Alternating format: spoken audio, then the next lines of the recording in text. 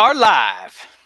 What's going on, everybody? It's Matt and Justin. Yet another happy hour. I'm feeling happy. You feel it's not happy outside here in Pennsylvania. Yeah. Is it happy where you are in New Jersey? It's raining, which is good for the grass. So it's not That's so good. bad. Yeah. Are you one of those guys whenever it rains, you're like, well, we need it? Because there's people that do that. They're like, as soon as it starts raining, like, well, we need the rain. Like, Normally not, but yeah. the last few days I've been watering my grass every night because I've got like a dirt patch and I put the seed down. And so now I don't have to go out tonight. So I can just do more of this. And I'm pretty excited. After this weekend, Megan, have yourself a nice little mud patch. It'd be great. That's the thing, right? It's like, when do you put it? And then there's mud, and then the kids are running in it, and it's a whole mess. Yeah. Well, anyway, I'm feeling great. I had a great weekend. I had a great week this week, and just lots of positive stuff going on at the DeRosa group, and that I you and I have been talking about, and lots of good stuff going on here in the Faircloth household, and hitting the road in an RV very soon. For a little while, people that saw that Facebook post I made about how we're going to hit the road in an RV, I think they thought I was going to go and like live in an RV for like 3 months, in that, but we're not. We're just going for a little bit, in that. But that's one thing going on in Fairclothville too. So, How long was the cakes?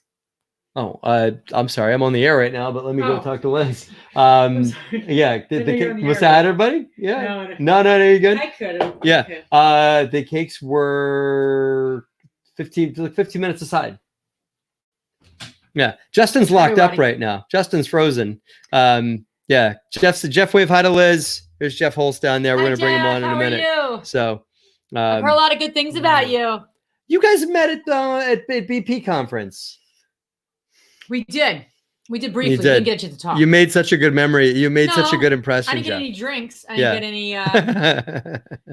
I might have to bring you in soon, Justin, Jeff, because guess what, man? We lost Justin. So, anyway, let me. Nice to see you, Jeff. Bye bye. All right.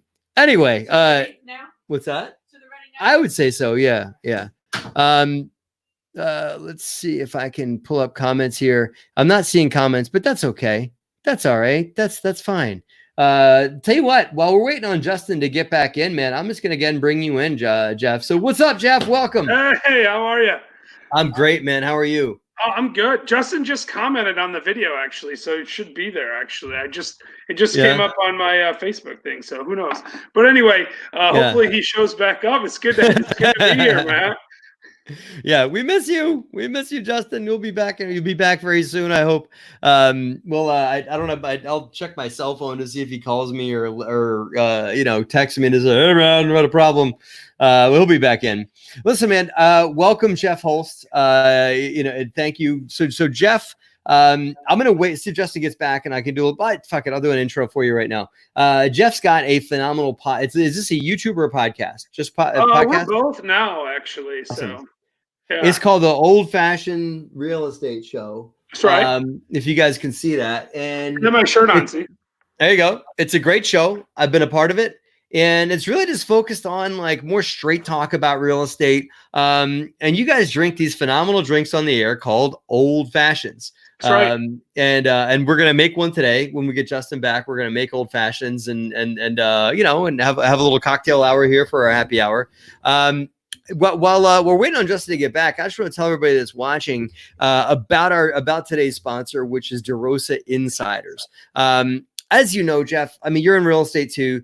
There's one thing about going to the guru weekends or reading articles or even watching some of my YouTube stuff on real estate, but it's just different when you sit and talk to somebody one-on-one and pick their brain and get their thoughts and their get inside their head a bit, right? There's so many people that come to me that want to pick my brain. You probably get that too. You're an attorney and you're also a real estate investor. Listen, what? Matt, when you might not remember this, but this meant a lot to me. When we first met, the very first time we talked, it was because you gave me a chance to have a conversation with you.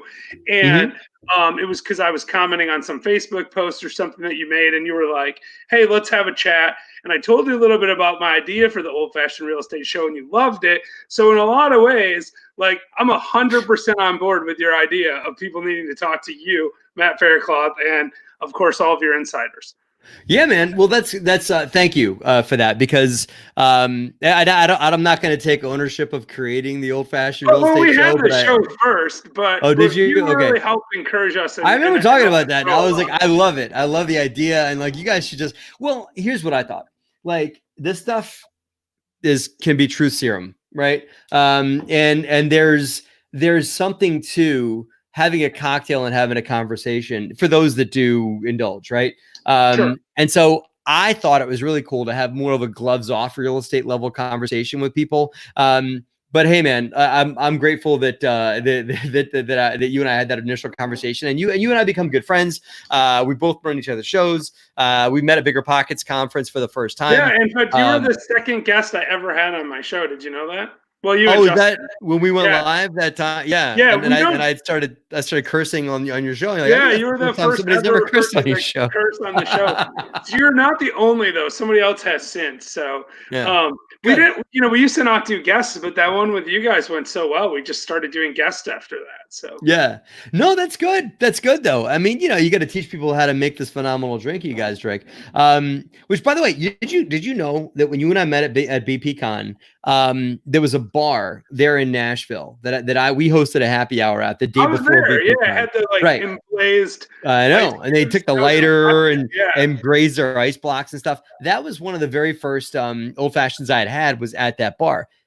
Interesting story, not a happy story. When there's a tornado that came through Nashville, that bar was demolished. That bar is gone. That bar is gone. That was a really cool bar. I'm really glad I got a chance to go there then. I feel bad for the people there. I am too. I feel bad for that. Well, I mean, I hate to say it, but that's what insurance is for. I mean, I'm sure nobody was there because it happened in the middle of the night. And I hopefully after COVID and everything like that, they'll get back on their feet and rebuild what they built in a better fashion. So Justin, give me a thumbs up. We got Justin back. Okay, Justin, you're ready to come back in. Cool. Hey, there he is. Welcome back, Justin. Oh my God. Welcome back. Yeah, so I'm coming to you through my 4G connection because, man, I don't know, my Wi-Fi's down. Great timing, but what can you do, right? So I'm here. I got a backup. I'm ready to drink, man. I was talking about my day and stuff like that, and I was like, Justin's not saying anything. Justin's just sitting there. He's just hanging out. I know the Frieza. I know Justin, and that's not a normal Justin face, like. No, this is the COVID life, right? Like, I don't know how it's been for you guys, but we've had on both of my shows like tons of problems with guests getting cut off in the middle or our Wi-Fi being a problem. It's because everyone's trying to do this, and the bandwidth's just not there all the time. So. No, it sucks, man. Well, Justin, since I got you back, we should just mention our sponsor real quick, which is DeRosa Insiders. The Insiders program, Jeff, is something you and I spoke about briefly. I mean, it gives people access to us, to me and Justin and our team, and those that are involved in our real estate ventures and things like that. And we bring them on as guests, and Justin and I spend a lot of time on the platform, talking about deals, picking our brains and stuff like that. We put out a 16 unit that I just talked to a guy. I don't know if he's going to join us on here, but I think that I think that one of our Insiders community members is totally going to take that deal down. There's a few people chasing it, and just that Insiders community is really just about like us gelling together as a unit. Maybe doing deals together, maybe just picking me and Justin's brain to see what the inside of a company, of a thriving real estate company looks like. That's one thing that Insiders offers. And it also offers just insider tips, insider information. It's about like, there's something Gordon Gekko said it during, what was the movie that Gordon Gekko was in? Wall Street.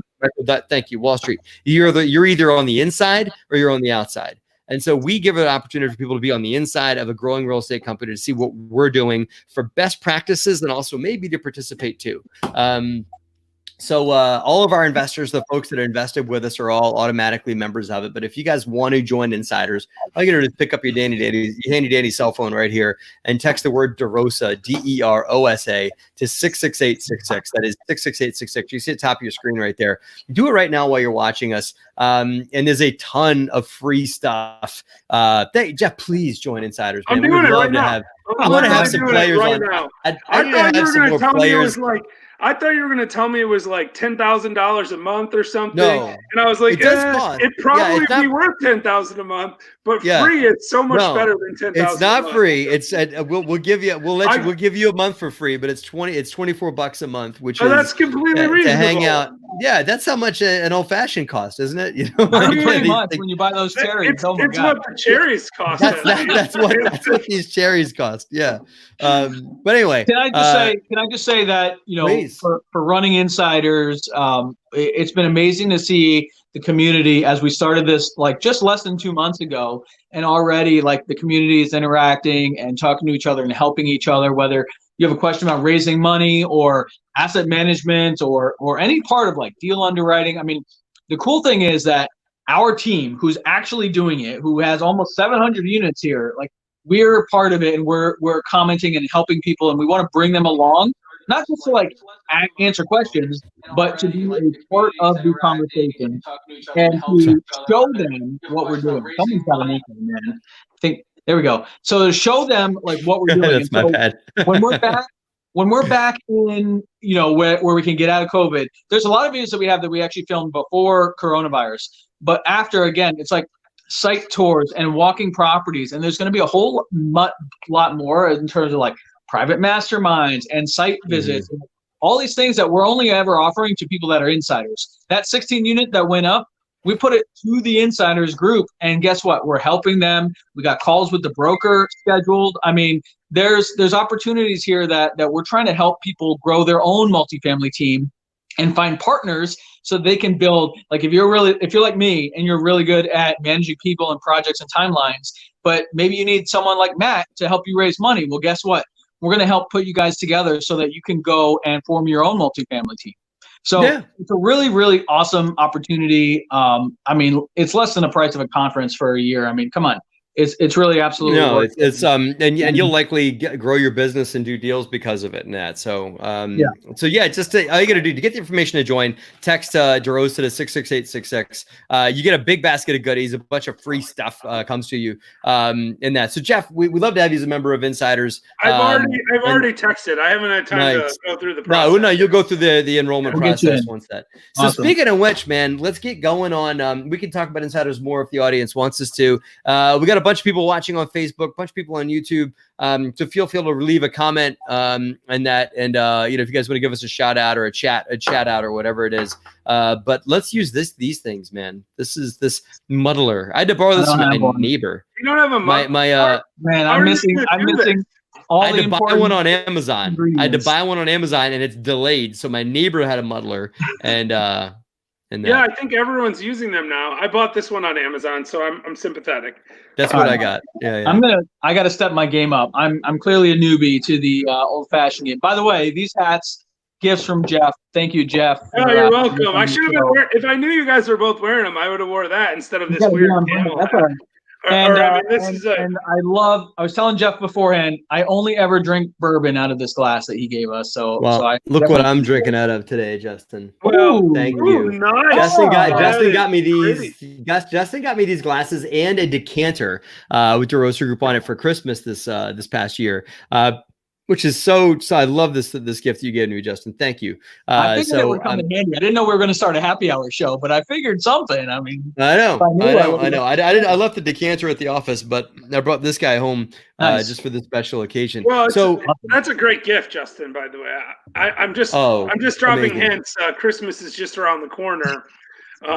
You know, Jeff, my 6-year-old's already asking me how long till his birthday and how long till Christmas and stuff like that. And I'm like, oh, don't worry about it. You know, his birthday's in November. And I'm like, it's a long time. Like a really, really, really long time till your birthday. Yeah. Sorry. So Jeff, here's the deal. For those of you guys watching, if you guys are watching the recording of this, pause the video right now. Go and spend a ton of money at the grocery store, buy a shit ton of ingredients that Jeff is going to go over here, and then pause the video and you can, and Jeff will talk us through making an old fashioned, which is a phenomenal drink. So. Yeah.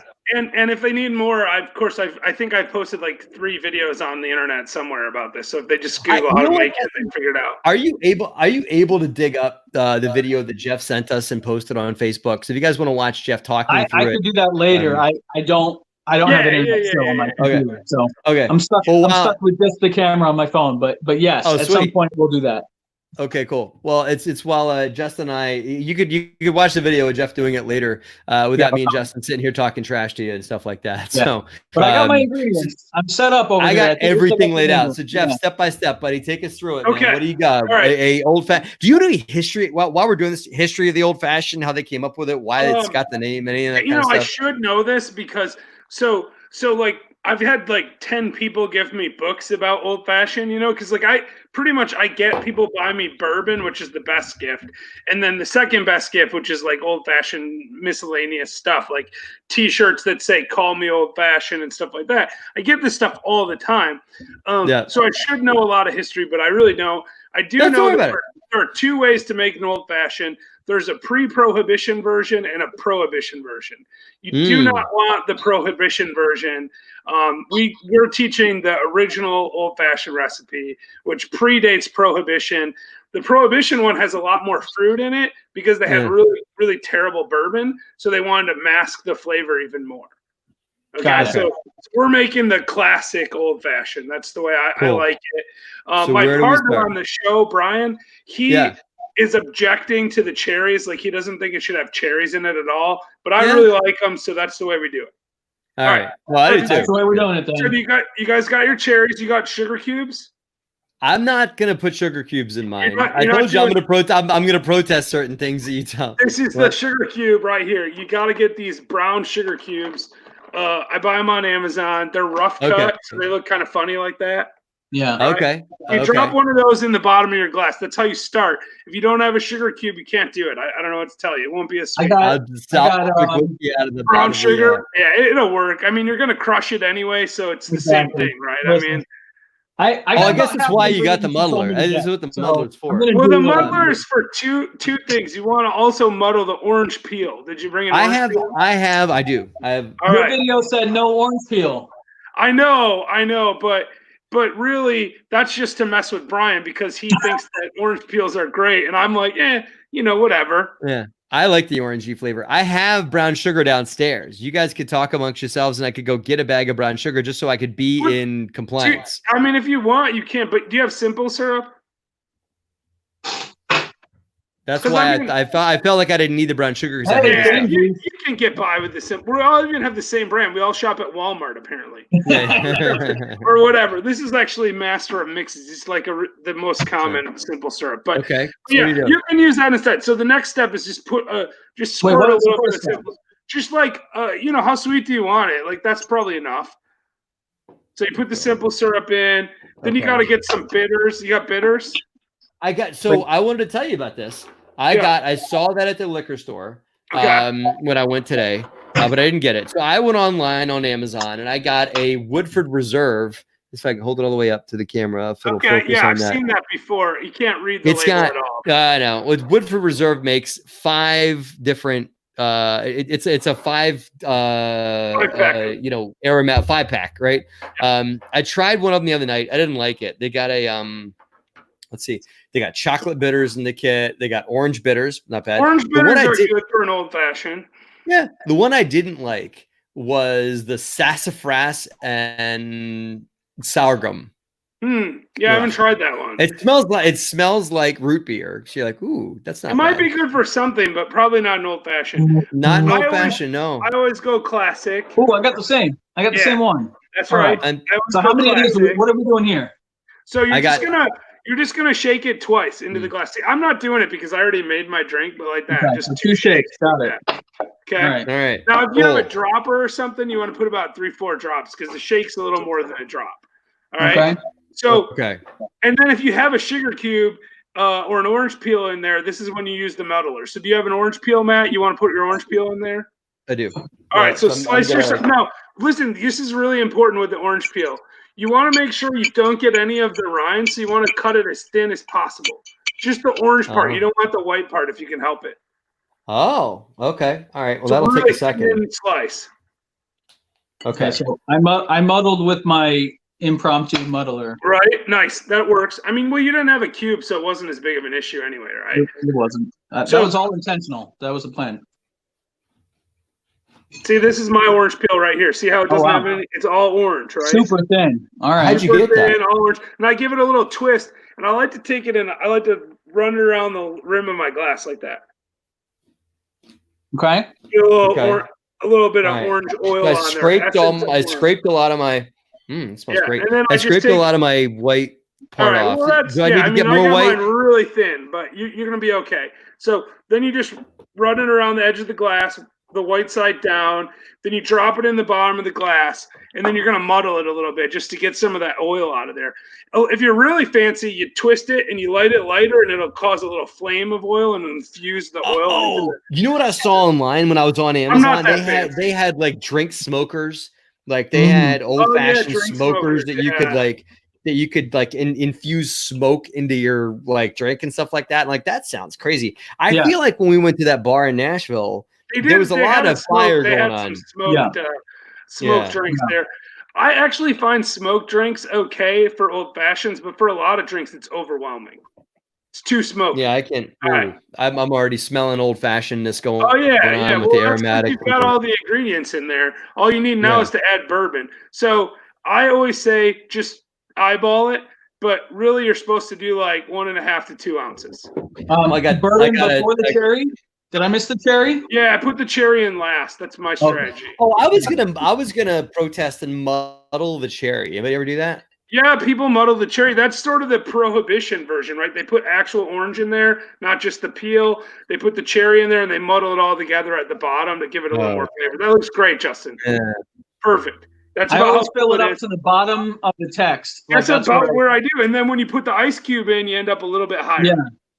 So I want to. This is a new one for me. Elijah Craig, nice. Yeah, I'm going with a Woodford right here. And shout out to my broker because I got a broker up in Michigan that sends me Woodford Reserve. That's why I'm doing it. So Greystone Bell, thanks for that.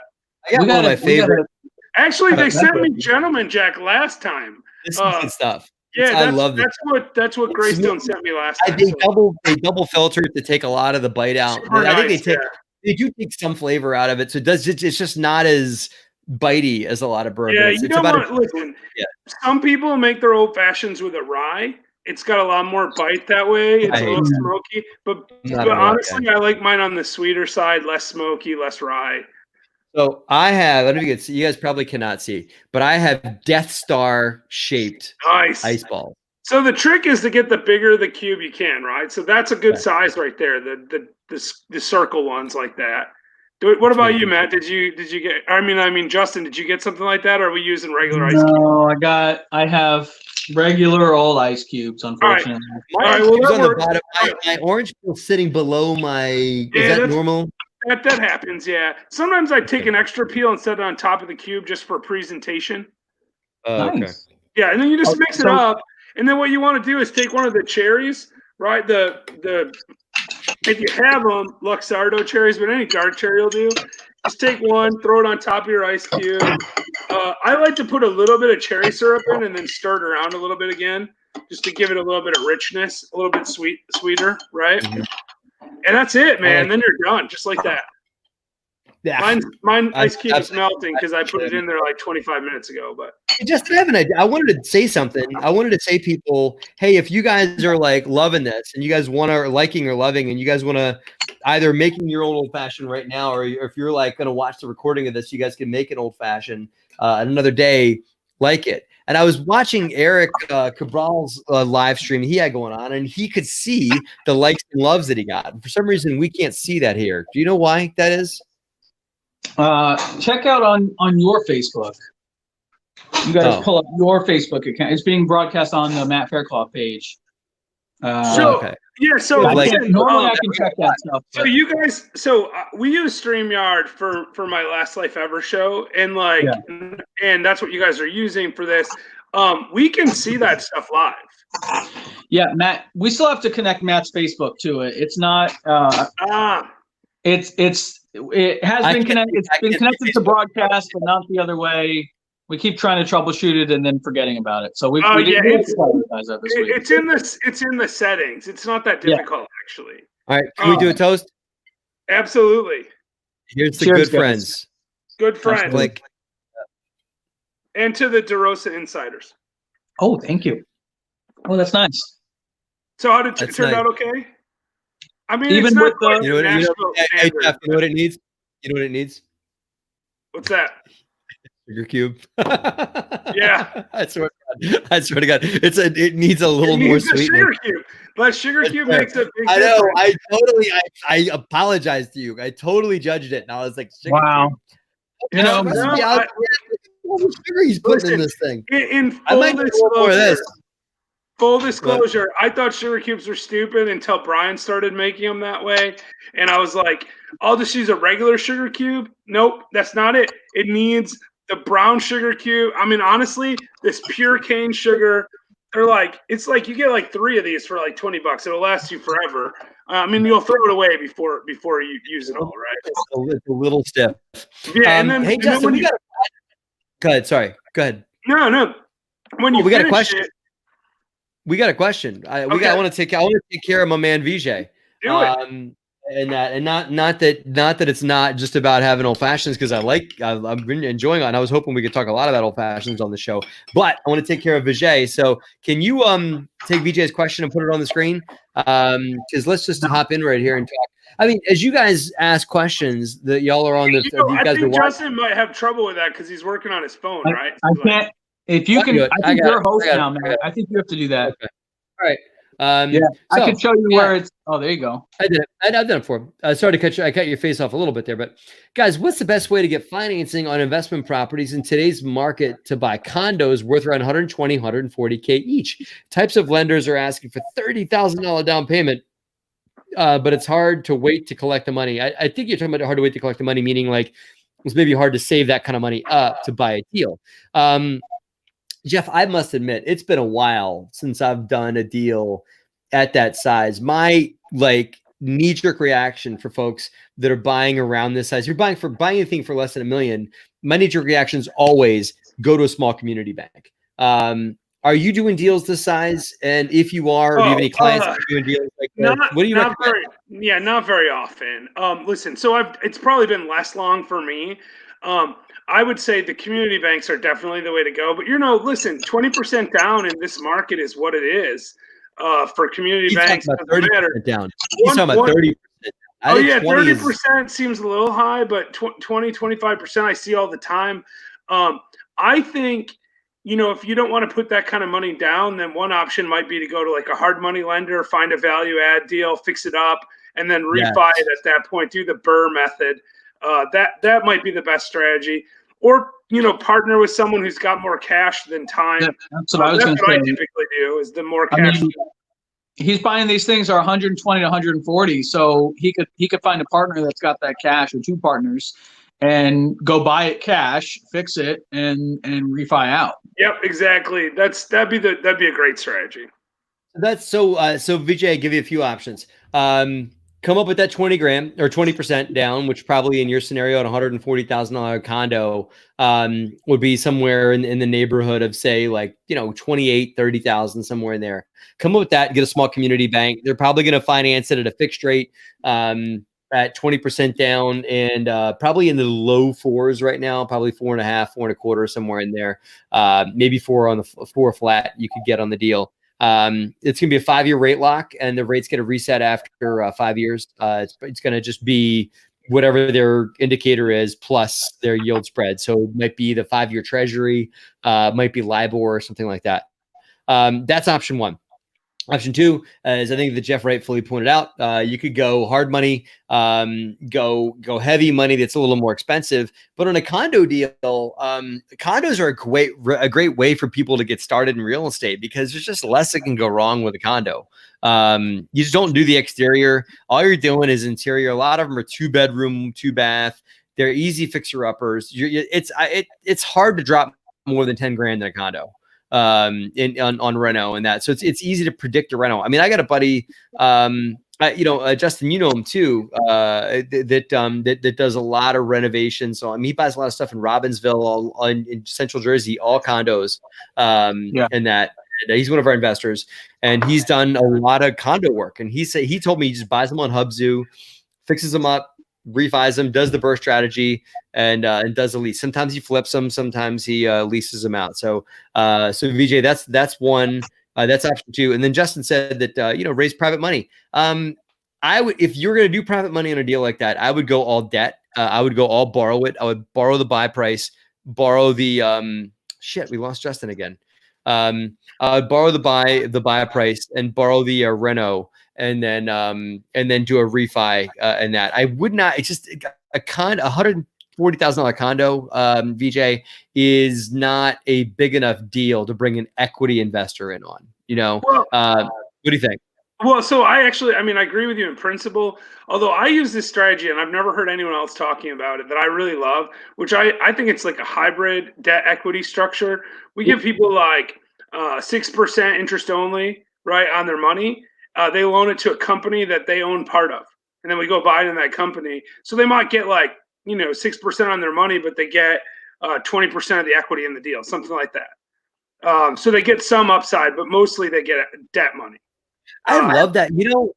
I wrote the stinking book on this, and you just taught me something. I love your book, man. I keep it right here. I'm not even lying. It's always right here. Thanks, brother. Nice. Thanks, right there. Man. That means a lot to me. That I made. That I. Well, it might also be because I'm lazy and I don't put it away. But he did sign it, so I got the signed version. So it could be worse. It's worth it. I love that. I have other books there too. It's not just that one. I promise. I haven't heard that deal. Let's unpack that for a second, because I think that's a unique strategy that I've never heard talked about. Yeah, no one ever talks about it, but I love it. No, you need a cool name. Like, call it like the old fashioned. Oh yeah, like the old fashioned. So, listen, and it works for everything. Brian and I just did a 16-unit apartment complex with that exact deal. We raised $150,000. 2 investors, $75,000 each. They get 6.5% interest only. They got 10% of the deal each. So I'm no money down, out of pocket. I own 40% of a 16-unit building. And if you want to hear step by step how he did it, subscribe to True Multifamily episode coming out this week. Just talked about it on Justin. Next week coming out. So subscribe today and you'll hear all about it. And but that was a setup. That was a setup, man. You brought it up. You didn't even know about it. I didn't. Yeah, it's true. But listen.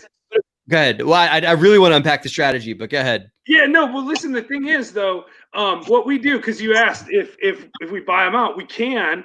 But what we typically tell people is, look, you're not getting a lot of equity. You might get 10%, 15%, whatever. You're going to be active. You got to be careful, right? Like, you don't want to be accidentally violating a securities law thing. So, I mean, first run this stuff by your attorney. I'm not giving legal advice here, okay? But provided that your investors are, actively involved in the deal, they're doing what they need to do. What we can do on those kind of deals is we can refinance them in 18 months, 24 months, pay them their money back, and let them keep a small piece of equity in the deal forever. Because I don't mind if I have a guy that owns 10% of one of my deals. It just doesn't bother me. I'm okay because I just got into a deal with no money down. I paid him off. Now I'm cash flowing. And when we sell, I get, 40, 50, whatever, 90%, depending on how many partners I have of the deal. Well, pause for a second. Is there a carve out in your LLC agreement to buy their equity from them at some point? I mean, it depends on the deal. So like on this deal that we just did, we didn't do it. We told them, look, we want to be partners with you long term. We want to encourage you. So when we refinance, you're going to want to loan this money back to our company that we started together. And you're just going to keep the money back. We'll go buy something else with it. And you'll just always own 10% of the deal. Every deal we do in that company. But that's a different relationship than a carve-out deal, right? So these guys are people that I envision doing many deals with over a long period of time. Other people, I might say, hey, I'm going to try it and see how it goes. No, I hear you. You never know. You never know if you want a long bedfellow or not, right? Well, Brian, go ahead. The thing is, I can always get out of this deal by, like, when we sell, I can just say, I'm not going to, you get your money back. We're done. We're not buying anything else, right? It's not like I'm forced to continue to buy with them. Well, you got that 10%. They got that 10% toehold forever, Yeah, but I mean, that no doubt, right? They do. There's no auto buy, but we sell it or whatever. At some point, we're out of it. 10% is not voting rights. It's not. Yeah. They can't push you around at 10%. That's right. And there's two guys with 10% each. Brian and I each have 40. So the two of us really do do decide, right? Like we have 80% between the two of us. So. Yeah, they can't. They can't take over the company at 10%. Not like you want to corner investors like that, but you also don't want to lose control. We're the professionals. We're the ones that are supposed to be calling the shots here. I just didn't know, like, we've been kind of looking ourselves in the mirror and thinking about scenarios that we can retain more of properties as we grow. And I'm grateful for our investors, but I feel like investors in our scenarios have had to take on, even though they don't realize it, they're taking on a lot more risk under the current syndication model. Investors are required to take on a ton of risk in that model. They don't, but no syndicator explains that to them. Right? Nobody said, no syndicator says, hey, listen, just so you know, this thing has a absolute low bottom for you, meaning like you could lose all your money like that.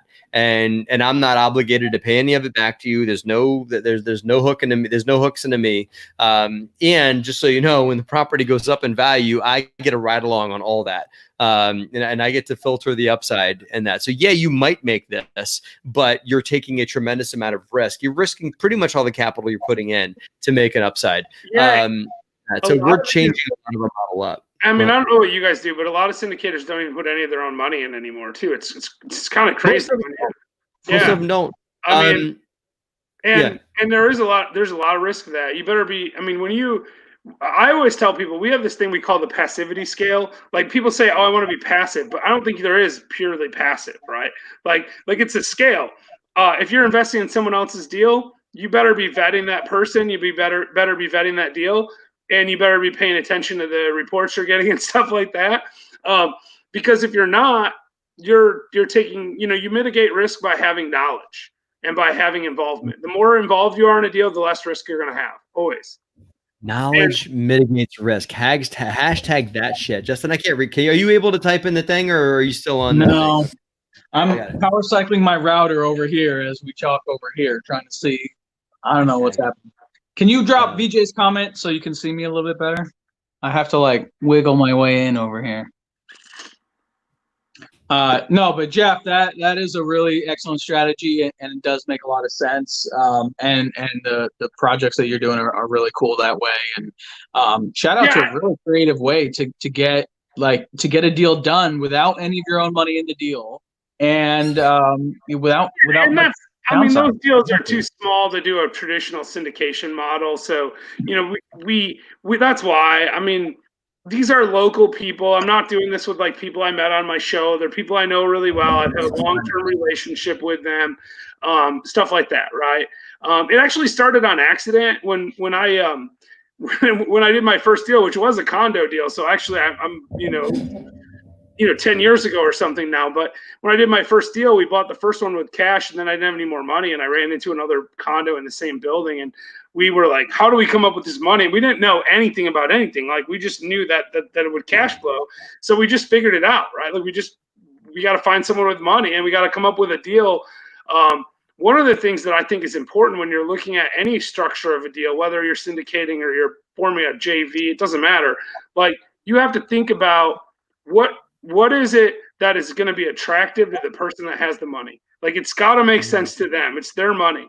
Like, it's got to make sense to them. It has to make sense to you, but you're going to take care of yourself anyway.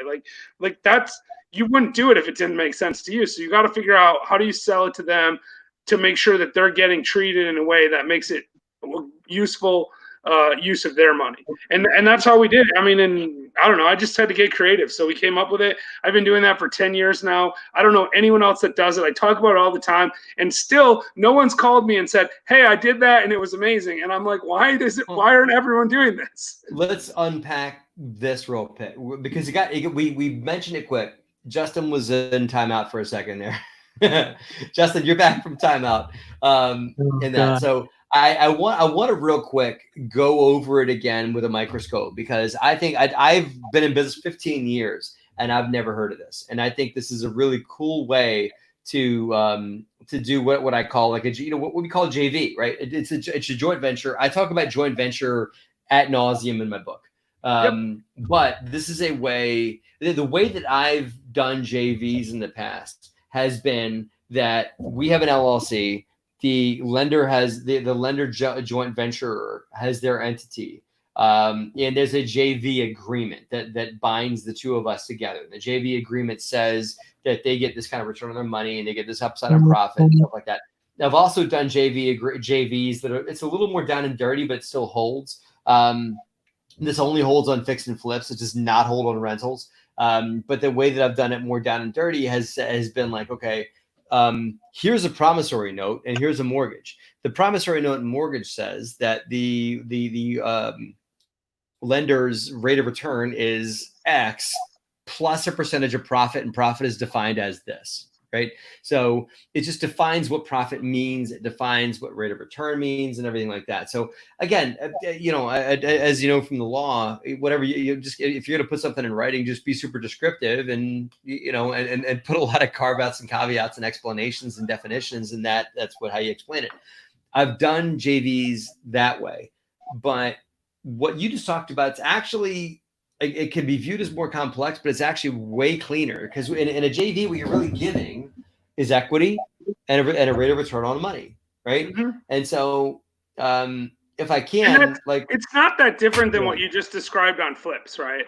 Like it is and it's not, though. It is different, but it's not that different. It reaches the same goal. The goal is that you get the money that you need to do the deal, that they get a reasonable rate of return on their money. You retain control over the deal over a long period of time. Like, I'm not worried about. I'm not saying but they're getting some interest and they're getting some equity uptick, right? Like a kick, essentially, on it. Yeah. All I'm saying is the implementation is different, right? The result is the same. The result is that, and the first time we did a JV was that we were doing a deal. We were going to build a bunch of townhouses and sell them, right? And I had an investor with a sizable amount of money, like a 6-figure check that he wanted to put into a deal. And we needed to get a bank loan. And now you can just stand up and say hi, everybody, honey. No? Okay. Hi, Liz. Bye, Liz. Hi, Liz. Bye, Liz. Everybody said. Hey, earlier she was talking to me and I couldn't respond. So, hey, Liz, good seeing you again. Sorry you don't remember me. Yeah, I will. I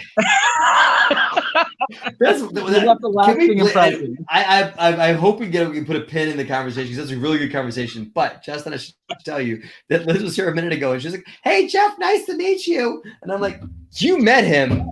Just so you know this guy. We had cocktails together, you know, and we actually met like 3 or 4 times over the same weekend. So I feel like, you know. And, well, you know Liz, what? I will Liz say, pretty much wears a "I love Jillian Sidoti" T-shirt to bed. Like the two of them are like you know, best girlfriends in the whole world. Yeah. She's speaking at Liz's conference at the investor. They were having an investor conference. Yeah. In 2 weeks, I think. And Jillian's great. And you know, honestly, to a large degree, you know, it was the Bigger Pockets conference that's how I really got to know Jillian. I mean, I knew her a little bit before that, but we all hung out there. And that's when Jillian and I decided we were going to start a non-real estate show. It's obviously off topic here, but we love it. Last Life Ever. It's just about living the best version of your life. I definitely want you to chat about that a little bit, but should we finish the lending? Let's finish what we're talking about. Let me unpin the deal real quick. So it's the JV agreement. I don't feel like that we use protects the investor enough. Like they don't have a ton. They don't have all the recourse that they you know, probably could have in a JV agreement. But again, that was the best scenario we've been able to give them. So again, we get a deal. We're going to buy a plot of land and we're going to build a bunch of houses on it and then sell them in Philadelphia, right? And so the construction cost, which was about $800,000, I think, was going to come from a bank. And the way most banks approach a land deal, where like, hey, listen, you're going to go buy a bunch of raw land and then go build a thing on the raw land. Banks like to mitigate their risk, and their best way to mitigate risk is for them to be the last money in on a deal like that. So they want you to okay, listen, I love your deal, but you buy the land with your cash, and then after you close on the loan, we'll come in behind you and start lending you money for construction behind it, right? And that so in that scenario, all well and good, but I needed the $210,000 to buy that chunk of land. Mm-hmm. And so what we did was we needed an investor to front that money. Now, I could not give him a lien because the bank was not okay with a second mortgage behind them in that scenario. Right. They poo-pooed it. They wanted to see equity. They wanted to see skin in the game, but people tend to skew that to mean your money. Oh, the bank wants to skin in the game. No, they just want to see equity. Well, the best part about the way we set it up, Matt, is that when we go to the bank, which this only works if you have a pre-existing relationship with the bank, because it's unusual, right? Like, you're not going to just walk into a random bank and be like, hey, I got this deal, here's how it works. But we go to the bank and we say, look, we've got this investor group, right? There's 4 of us. We each own different percentages of the company. There's 3 of us. We each own whatever it is, right? And we're going to put up the money, right? The investors, are putting up the money. It's not all that different than how you approach a bank in a syndication in a lot of ways, which is we're going to have this injection of capital for the equity. In this case, what we like about keeping people below 20% equity in the deal is that the banks will often say, okay, look, we need everyone who's got 20% plus in the deal to sign the guarantee. So when we go to the, our investor people, they can say, hey, you guys are, you're in the deal, you have voting rights, all that stuff. Like, you're not a limited partner. You're there's no general partner, because it's just a LLC with an operating agreement, 3, 4, 5 partners, whatever it might be. And each people have pro rata voting rights. But your thing is, because you're under 20%, you don't have to guarantee the loans. We've got this bank that's already agreed to give us the loan. Let's take a look at this that way. And it's worked really well. It doesn't work on every deal. It's not, but it works really well on a deal like what VJ was talking about, where you need, to come up with $40,000 or $50,000. $30,000, whatever it might be, for a down payment, or if you want to have someone put up $140,000 and buy the whole thing and then refi it later to pay them off. Yeah. It gives them some incentive to do it. Absolutely. It all makes sense. So, hey, I see Ryan Solly's commenting a little bit. He said he's doing this kind of hybrid now, which is pretty cool. And he said, how hard would it be to bring him on? Or I don't know. I know we did it one time before. We'd have to send him the link. It's easy when I'm doing it because I know how to do it. I don't know if I can tell you how to do it. By the way, update in case yes, little thing. I'm just saying. I'm not saying. I'm just saying. When you say I'm just saying, it's you gotta go like this. This is our thing. We go, I'm just saying. I'm just saying. I always do. I'm just saying that when it comes to technology, I'm a little bit better than Matt, and that's why I'm usually the host, and Matt just is he's the talent, right? We give him his green M&Ms, he's the talent. It's fine. That strikes me as right, actually. Yeah, right. Yeah, it's kind of how it works. So listen, I was just gonna say, my neighbor chimed in. He just texted me. That's why I was just texting him. The Optimum is out on the whole street, so it's not just me. So it's a street issue. I don't know if that's better or worse, but the whole street's out. Yeah, it's great. So what are we gonna call? So you brought up a good point, Matt. Like we need a name for this. So what are we calling it? Brandon came with a Burr strategy, which, by the way, I've been doing Burr since. Yeah, I know. Brandon gets credit for this because he named it. So we need to name it right now. How about the partner? Brandon was the partner. We definitely so let's pin on the name, but we've got how much time we have left to come up with a name. So maybe someone will suggest something for us for a name. Yeah. We'll all write a book. We'll have a brand new strategy. It'll be amazing. It's gonna be great. I like the term like an equity pass through, because I like the to me it seems like a pass through, right? Where you set up an LLC. The investor gets their 10% ownership you're going to give them. And then they also lend money to the LLC. So it's maybe like a wraparound, it seems like a wraparound. Like they get in and then they go around this way and come through the back and give their cash into the company. Right, because then the borrowing entity is the LLC. The LLC puts the capital in, and there's no second mortgage. I mean, it's an unsecured loan to the LLC, but the owner of the LLC, the person that loaned the money, says it's okay because I'm an owner of this LLC. Like I feel comfortable giving an unsecured loan to my own company.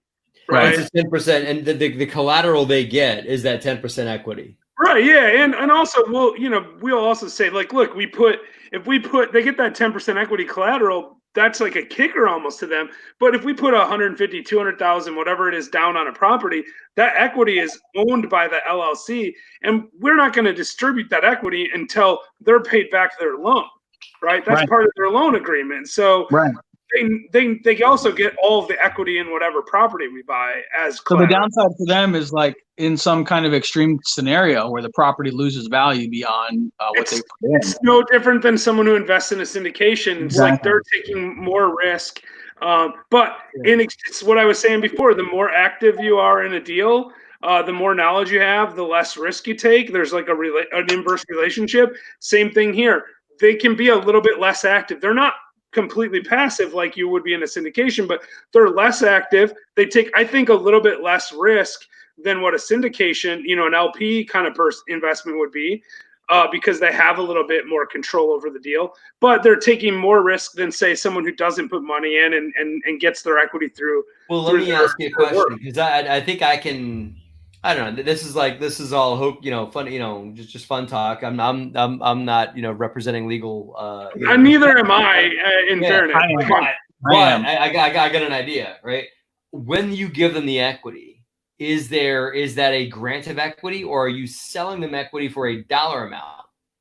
Are they getting equity for free, and the loan is where the money comes in? Yeah, so so if it was a grant of equity, or if we're selling them equity for a dollar amount, it becomes a security, right? Then it's subject to securities regulation. Thank you. That's where I was going. So what if it's not a security? What if you just gave them the equity? What if you just gave it to me? It's not a purchase of security. Listen, Matt, here's the deal.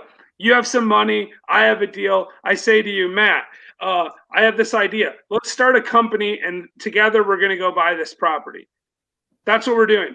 There's no company. There's nothing. Like, we're starting it together. You and I are partners. We're going to venture forward and buy that real estate. Yep. And here's the deal. Part of the deal is I don't have any money, so you're going to loan money to our new company we just formed. It doesn't really matter if you have 90% of the company or 1% of the company. In reality, if you and I agree to a partnership agreement that is on those terms, and we're both actively involved in this whole purchase from the start to the end, I think that's not a violation of securities regulations.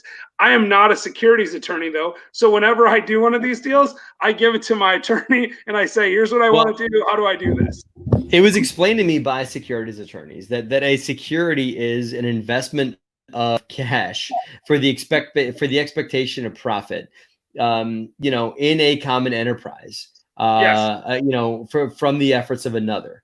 And so those are the four prongs. Right, the efforts of another is the question on this, right? Like, if you were to put up all the money and I were to go do the deal, and that's all you did is put up money, it's clearly a security.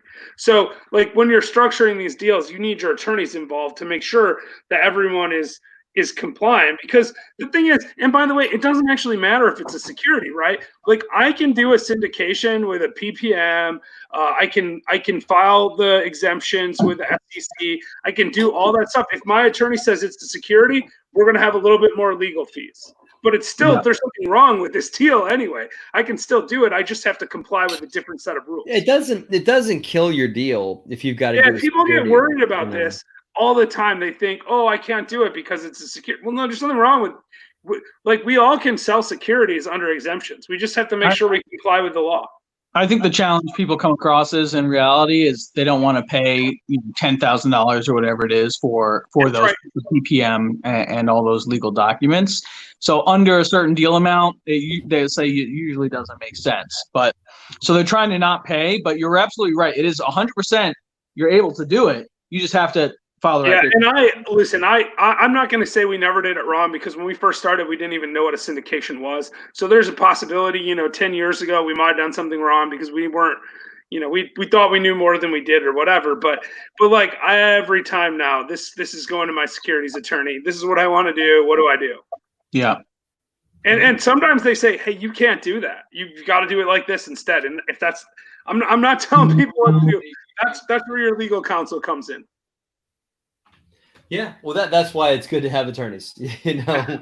It's good to have attorneys that help you out, that they keep an eye on what you're doing and everything like that. Yeah, it's an essential part of your team. I mean, you need investors, you need attorneys, you need CPAs. There's all kinds of people you need on your team. So I need change gears. I need old-fashioned guidance, right? Okay. So here's what I got. I got an old-fashioned with almost like I'm towards the bottom of my glass, right? I'm getting there. Right. Would you, do you do a old fashioned refresh, or would you completely start over, dump the ingredients? I mean, are you a purist? And if you're a purist, then that means like you would just scrap the old fashioned, start over from the beginning, or do you have a means to refresh an old fashioned to make it taste? I do both. Okay, give me the refresh. One, I usually start Can you over. let me back in? Because it matters, right? Second one, I start over. Third one, I'm starting to feel like it doesn't really matter that much, right? So then I'm just refreshing. And look at this. He's back. Woo! He's back. The internet. My neighbor texted me. He's like, "The internet's back." I'm like, "Okay, let me go over here." Yeah, I missed the last minute. So what I do is if I'm in a hurry, I'm in this boat right now. This is my scenario. So what do I do? Sorry. So let's assume we've already had one before the show started, because you only had one. It's not the second one. You might want to start over. But here's what you do: dump bourbon in the glass right on top of the ice cube. Swirl it around a little bit. Put a little simple syrup in. Taste it. If it doesn't taste right, add a little bitters, and you're done. Say that one more time and slowly. Dump bourbon back in the glass. Well, you got to take action while he's telling you, Justin, because I got to catch up. I was too busy with my internet issues here. If you have enough ice, like you have to have enough ice left, or it doesn't make sense. If you don't have enough ice, you might as well start over. I dump bourbon in the glass. We dump bourbon in. Like that. So we dump a little bourbon in, however much you want. I did. A little simple syrup in. I'm doing it while we're talking. Swirl it around a little bit, and then taste it. If it tastes good, you're good to go. If not, take the bitters, add a little bit more bitters, and then you should be fine. No more sugar cubes, though. Well, yeah, sugar cube, you need to like start from scratch, right? Because you got to muddle it and everything. You don't have to rinse your glass out. People make this mistake all the time. I think if there's a little bit of sugar left in the bottom of your glass, no big deal. It's not. I like mine sweet, so it's fine. I'm committing all kinds of sacrilege over here. I got. Yeah, blessed. A little bit of bitter. I want to tell you something. A little bit of bitters just hit my desk, right? And like, so I took my finger and I licked it, and I was like, "Don't do that. They're very bitter." Let me guess. It was a little bit bitter. Yeah. I know. I wonder why they call it bitter. Now I know. Right. You know what? If you are learning something on this happy hour, please leave us a comment and let us know if you're learning something. We want to know. Can I comment? That's very good. That's pretty good. That's pretty good. So, it's not as good as the first one I made, but it's very good. No, it's not as good. That's why I said it's the third one that you make that way, not the second. So comment on these. So these bitters, I thought, because you only use 2 dashes, I thought you just bought one and it was good forever. I don't know if you guys are gone and I'm the only person live. No, we're here. No. Yeah, all right. I thought you bought these and you never, it lasted forever. And until coronavirus, that was the case. But now I've gone through 2 of these because I drink way too much when we're in quarantine. Wow. That's the moral of the story. Nice. So. Nice. No, I came back and started directing again and started. Oh, it's really crazy, actually. So, are you in the boat? Are you driving again, Justin? I'm driving. Right, good. I like it. A little more simple syrup in my. Justin's a way better driver. You know what? Jillian is way better at it than me too. Because here's what happens to me: I see those comments come up on the side, and I start reading them out loud, and like people are like, "What are you even talking?" I just get so distracted by it. Like even now, because I can see the comments, I'm like. I want to talk about the comments. I want to talk about the comments. Well, I want to talk about a few things here, right? And we can invite, like Ryan Saleh. Listen, man, if you're still watching and you want to join us now that Justin's driving, send me a message on Facebook. I'll send you a link. If you want. Justin can bring you in lickety split, right? Which Matt could not do. I don't know how to do that. Matt, it's really easy. You just don't give him that power. You just hit the invite link and then you take the. And you send them the link. It's not difficult. Even I can do that. Don't talk Justin out of a job, man. I mean, this is Justin's spot, Justin and I are like this. I was just helping him out by giving you a little responsibility. I wanted to throw out there, Jeff. Tell us a little bit more about the community that you and Jillian Sidoti have built. And I think the world of Jillian Sidoti. She's an incredible human being and is a super smart lawyer. And I met her for the first time at Bigger Pockets conference as you did. I had talked to her offline, but met her for the first time face to face. I think I feel like I introduced you to her actually. I remember very possible saying, Matt, this is Jillian Sidoti. Jillian, this is, I remember that. But anyway, it's very possible. Very possible. So Jillian, yeah, she's a great syndication attorney. I mean, obviously, if people are doing syndications, they need to call her. But and that's who I use now too. So, but I met her first at a different conference, but I really didn't talk to her very much until then. She came on my show, and I was telling her afterwards. We went to a different bar in Nashville. And there was like some kind of bigger pockets, like Meetup or something. And we ended up in the same Uber with a couple of other people on the way back to the hotel. And I was just we were just talking, like you do when you're in a car with someone and you don't know them very well. Tell me about where you went to law school, all that kind of stuff. Cause I'm a lawyer also, although I don't do securities law, just to be clear. I know next to nothing about that, but, and I don't practice law at all, but so I was telling her about this idea I had for a group that was, designed to help people live the best version of their lives. So I got into doing syndications, honestly, because I felt like it's really great to be a passive investor. And like some people don't need to be active in real estate, but there's something really nice about having residual income. If you don't show up to work, you get some money, right? And I wanted to help some of the people I know be able to get involved in real estate. But after a little while, I started thinking, not everyone wants to be involved in real estate.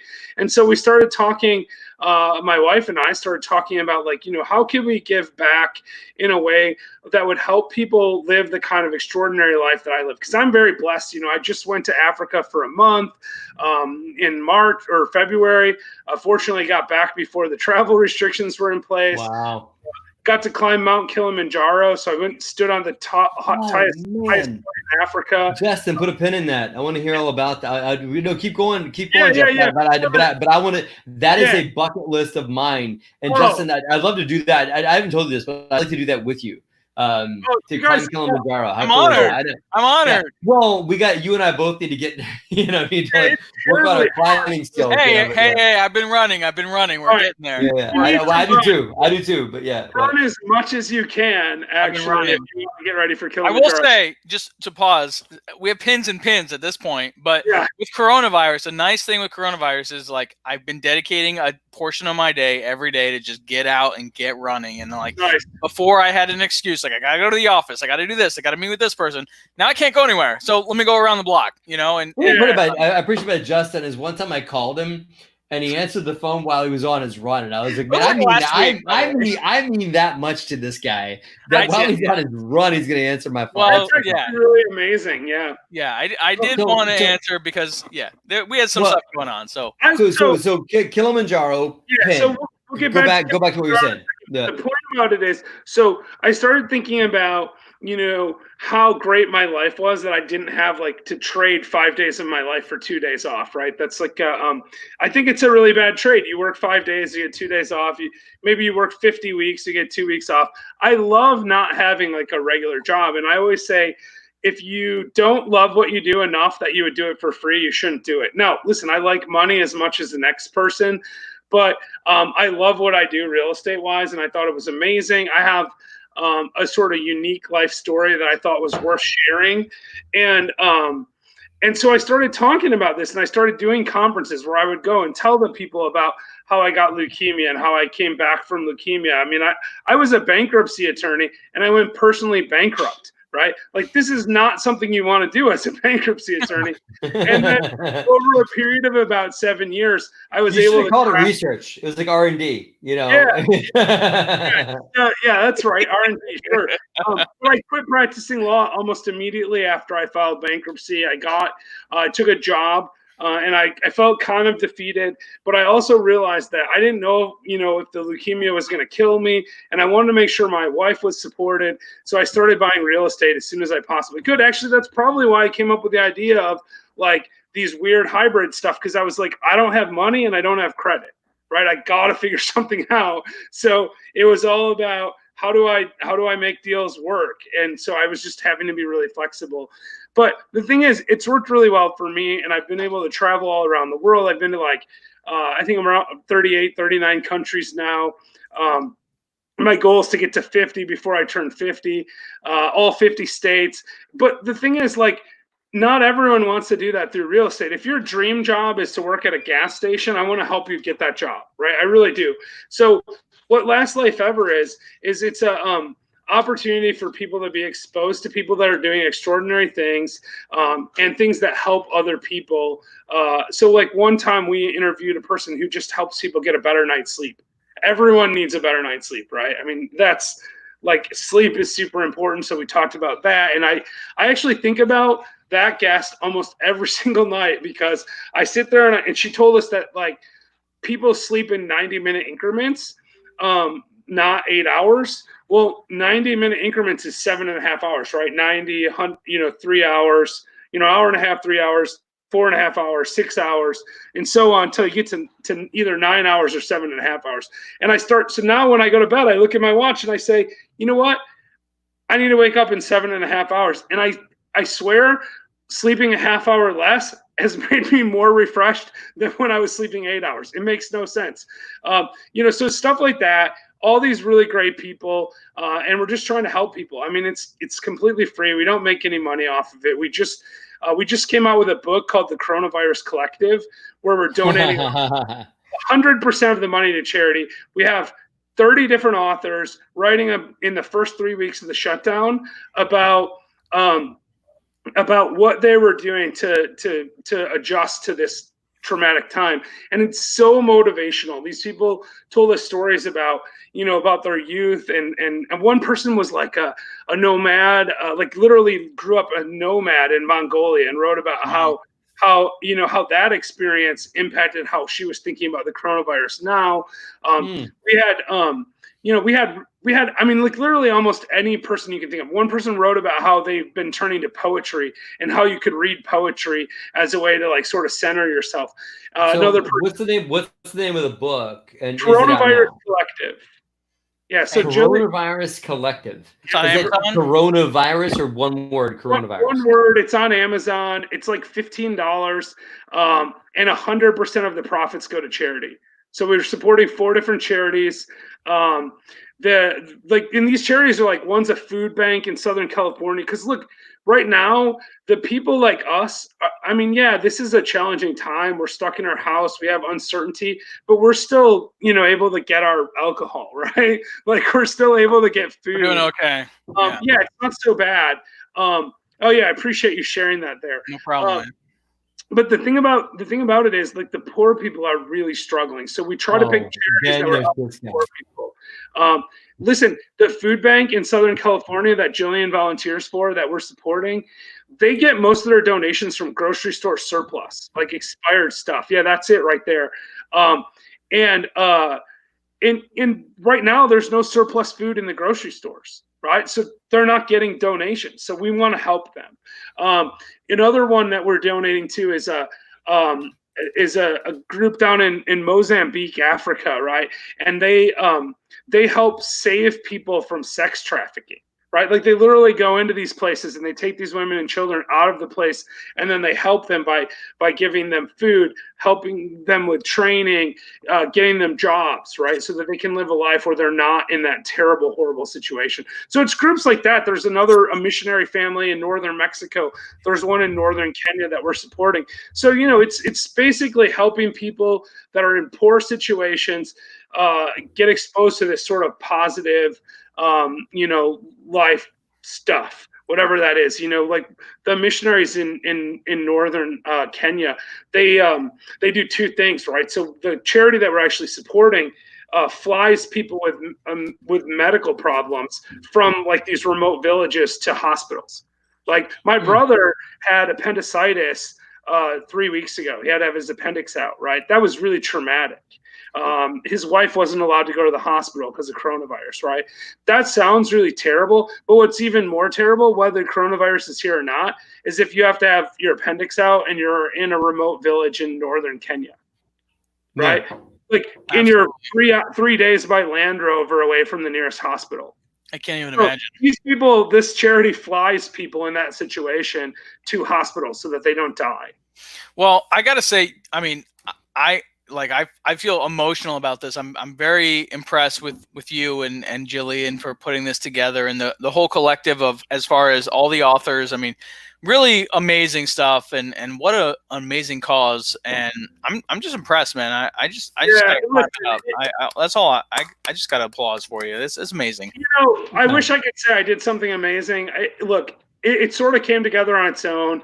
Julie and I were talking one day about her food pantry that she's been volunteering at. She hasn't been able to because her kids probably have coronavirus. They aren't officially diagnosed, but they've been sick for weeks now. Yeah. So she hasn't been able to leave the house and go to the food pantry.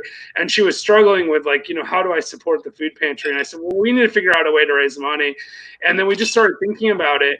And so I wrote about Kilimanjaro, so we can circle back to that pin. Like, my chapter is about how when I climbed the mountain, I like literally went up the mountain in one world and came down in a completely different world. Wow.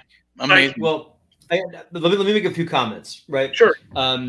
First of all, thank you for putting yourself out there, and for a lot of people build what they build to make money so that they can have a beach house or so they can have a Ferrari or whatever. It seems to me, my listening of you, what I've heard, like, if I can paraphrase a bit of a lot of things you said, is that Jeff Holst is living his life so that he can experience the world. You've traveled a lot of great places and done a lot of cool things, but also help the world. And I commend you for that, because it's not about having a Ferrari. It's not about, like, let Jeff Holst, like, you know, build a bigger thing so that he can add another 5,000 square foot to his house or something like that, you know. And I don't even know how square foot your house is. But it would more than double my house to add 5,000 square feet, because I live. I mean, listen, we live well, but we don't live crazy. But the truth is, that's what last life. It's not about that. I want to go back. I want to go back, because you're not going to change the subject for me telling you how awesome you are. You know, I caught that you're going to try and change the subject for me telling you how great you are, and that. Okay, you know what? I am the most awesome person you've ever met. Boom! Yes, sir. Thank you. I'm just saying.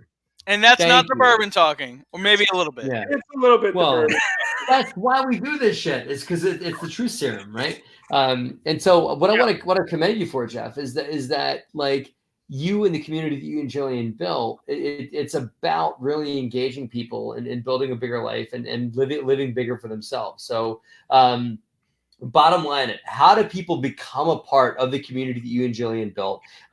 They can they need to buy the book. I will buy the book, obviously, because that helps. But even if you can't buy $15 worth of the book, you know, like, get Matt to buy it for you. It's fine. He's got more money than you, knows what to do with. I do. I just say, hey, Matt, buy this for me, and he'd buy it. That's right. Just tag it. You know, like, hashtag Matt buy this book, and he'll send it to you. I think that works. But no, listen. So we have a Facebook group. We've got a little bit over 1,000 members now. It's called Last Life Ever. And I appreciate you sharing that there in the comments. There, guys. Yeah, thanks. So just go to, like, Facebook and just search for Last Life Ever, and you'll come up with two things. One is our page, which is for our podcast, and then the other is the group. Join the group, like the page, and you know, subscribe to the podcast wherever you listen to podcasts. That helps too. You know, it's every Monday, and we actually do it live. We do it much like what you guys are doing here for your happy hours. We push it out live to my Facebook page, so you could certainly, like, reach out to me. So I just bought 10 copies of the book, just so you know. Thank you so much, Matt. That's amazing. And I'm going to give it out. I'm going to give it to people as a thank you. And what a guy! What a guy! I appreciate it. Yeah. Now the question, I'm not rich like Matt, so I can only buy one. Yeah, that makes sense. You. But listen, the book is great. You're gonna love it, and I really appreciate the support, because, like I said, it's not the Last Life Ever. You know, maybe we make money on it someday in the future. I don't know. Right now, for Jillian and I, it's about helping people live their best life. It's about recognizing that there's more to life than just making money. Right. It's like, we have visions to do things like excursions where we go on a safari and then also go to the Mozambique and help this charity. Right. Like stuff like that. Right. Like, yeah, maybe we make money on it. Maybe we don't. We don't even know. We haven't really thought that far in advance. But what we know is that it's benefited us tremendously. In fact, with Kilimanjaro is a perfect example. Listen, I posted in the group about how I was going to climb Kilimanjaro, and everyone was super supportive. And it's 8 days, right? It's an 8-day climb. If you do it the right way, you can do it in 5, but the failure rate's really high. You want to take your time, lots of time to get used to the elevation. Hey, before we get to the Kilimanjaro story, just why don't you just bring Sully in? Okay. I see he's in their waiting room. We'll do a brief intro, and then I want to hear the story. What's up, Ryan Sully! Welcome to the Hat Club, my friend. We are all wearing hats today. Ryan, yes, you've had an hour and 15 minutes to make yourself an old fashioned. No or no? Old fashioned. Third old fashioned. You're on your third. Yeah. What do you got? What do you got, Ryan? Show us. That's not an old fashioned, straight bourbon. Show us up. I didn't have all the ingredients. You kind of called us out a little bit. It is quite a process. It took me like a week to consolidate the ingredients. So, real quick. So Jeff Holst, this is Ryan Sully. Ryan Sully is one of our investors, but has been one of our great contributors to DeRosa Insiders, and is just a absolute rising star in the world of real estate. There's a lot of fix and flips up in North Jersey and Staten Island and stuff like that. So, super great human being, and we're super grateful to call him a friend and a team member for DeRosa Insiders. It, by the way, I learned a lot about Ryan when I interviewed him on our local RIA panel, and he just like blew everyone out of the water with how much experience he has, and I'm amazed by Ryan. So Ryan will smoke you like a salmon. Yeah, he's good dude. It, man. He's awesome. So Ryan, you've heard what Jeff had to say, and that we just want to. I saw you in the waiting room. Sort of bring you in a little bit, and that. So again, is there anything you'd like to add to this conversation? Because Jeff's like neck deep and talking about his not for profit and talking about we're about to go down the Kilimanjaro road. Before we go there, is there anything you'd like to add to this conversation? What's that? What? I said down the road. It's up. It's a pretty steep road. There's no down. There's no down. It's all down. It's uphill. Ryan, give us a 30-second summary of what you've gotten out of the happy hour from this point. So sum it up, and then Jeff can talk to us about Kilimanjaro. Sure. Yeah. So I popped in to go on to, I believe his name is Vijay. That's why I commented in, because I'm going through that joint venture type equity share right now. It's an awesome idea, but it does involve trust. But Jeff, I appreciate all that, and I'm definitely going to get the book. And you guys were going down a whole nother road at this time, and that's awesome. And that's bigger than deals itself. So I don't want to. I feel like I came in a little into it, but I got a lot out of it. That's awesome. Definitely to get the book. Definitely going to refer the book, and that's more important.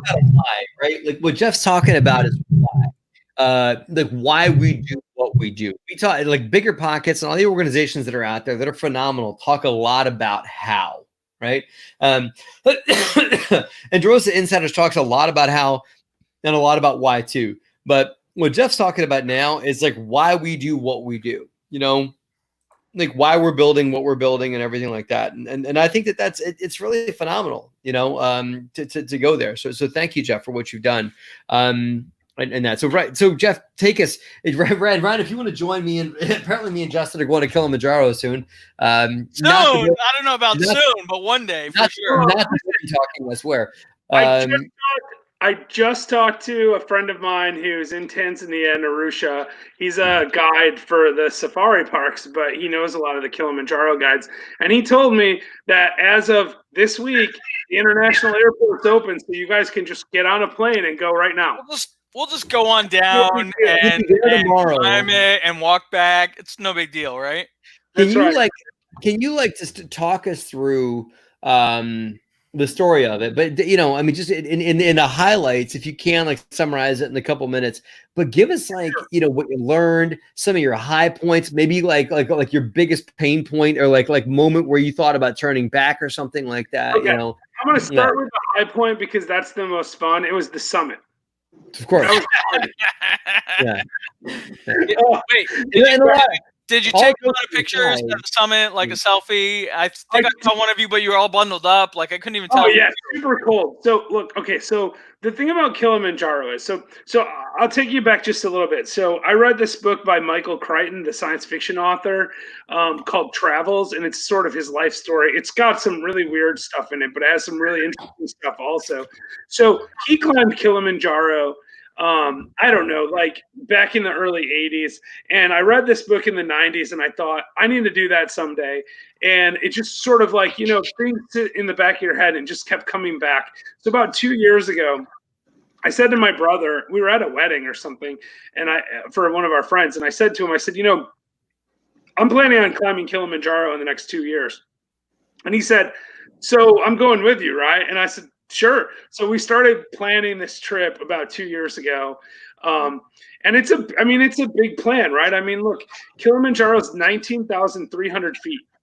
The highest, place in the continental U.S. is less than 15,000 feet. So, I mean, it's a whole different game, right? It's almost a mile higher than like the highest point, in Colorado or whatever. So, so it was something that was serious. We had to think about it. There's a lot of risk for things like altitude sickness. So, taking your time, going slow, really important, but it's also just really, really hard. It's not a technical climb. There's no rock faces. You don't need to have any special skills. You just need to take this nice, slow walk uphill for 7 or 8 days. 67 kilometers, so like say 45, 50 miles between, up and down is the route that we took. There's a number of different routes, but the one we took is about 67 kilometers. By the second day, I thought I was going to quit. I'm not going to lie. Like, I'm not in the best shape compared to some of these other guys that were out there. And, you see these guys kind of sauntering by and you're carrying a all this stuff. And I was like, man, this is terrible. I'm going to quit. And I just kept thinking, like, I told the people in the Last Life Ever group that I'm going to do this. So I have to keep going. I have to keep going unless I get so sick that that it's not safe to continue. Because that's the other thing, right? Like, an unknown percentage of the people literally develop mountain sickness, pulmonary edemas or cerebral hemorrhages. I mean, you can actually die. Fortunately, they're pretty good at screening for this stuff. You have to check in at ranger stations every day. And most of the guides, and you're required to have a guide to go on the mountain. Most of the guides are very well versed in like checking people's oxygen levels and things like that. So once you get above about 15,000 feet, they're checking you every few hours to make sure that you're able to, function, that you're not becoming incoherent, because the only cure to mountain sickness is to go down, right? If you keep going, you're going to die. So some people just can't do it. And it's kind of a random sort of situation. So no matter how much you stakes, by the way, what you just laid down some heavy stakes. It's like you can go or you can die. Yeah, no, really crazy. My brother and I trained. I mean, we ran like 10Ks together. He's in much better shape than me. He had this thing at his work where they have like 4 flights of stairs. He walked up and down the flights of stairs on his lunch break every day until he climbed double the height of Mount Everest. Nice. Right? Over a 90-day period, he climbed 70,000 feet worth of stairs. Like, he measured the stairs and calculated out how high he was climbing, and he just kept going up and down stairs every day for an hour every day to get ready for it. I did not do all that stuff, right? And my brother got to summit night, the last night, and his oxygen level had fallen to in the mid-50s. And he ended up 3 days in the hospital and was not able to summit. So he spent 3 days in the hospital in Tanzania. And he's such a great, we interviewed him on The Last Life Ever because he's so awesome about this. He was like, look, I went to this mountain. It's an 8-day climb. I spent 7 days on the mountain, so I got most of the enjoyment out of it anyway. And also, I had this great experience of being in a hospital, and it's something that no one else has. And he's like, I went to Africa to have an experience, and I had an experience. It just wasn't the one I planned. And I was like, wow, I need to get you on my show, because that's like, to think that way is amazing. And that's a lot, that's whatever you're doing in life, it's a lot of it is about that. There's tons of life lessons that you can learn climbing a mountain like that. But I think one of the most important things is that, you have to live now, whatever you're doing. What it kids? That's a good segue, right? So, what did Jeff get out of climbing Kilimanjaro? Well, I mean, I could write a whole book on this. In fact, I might do that today.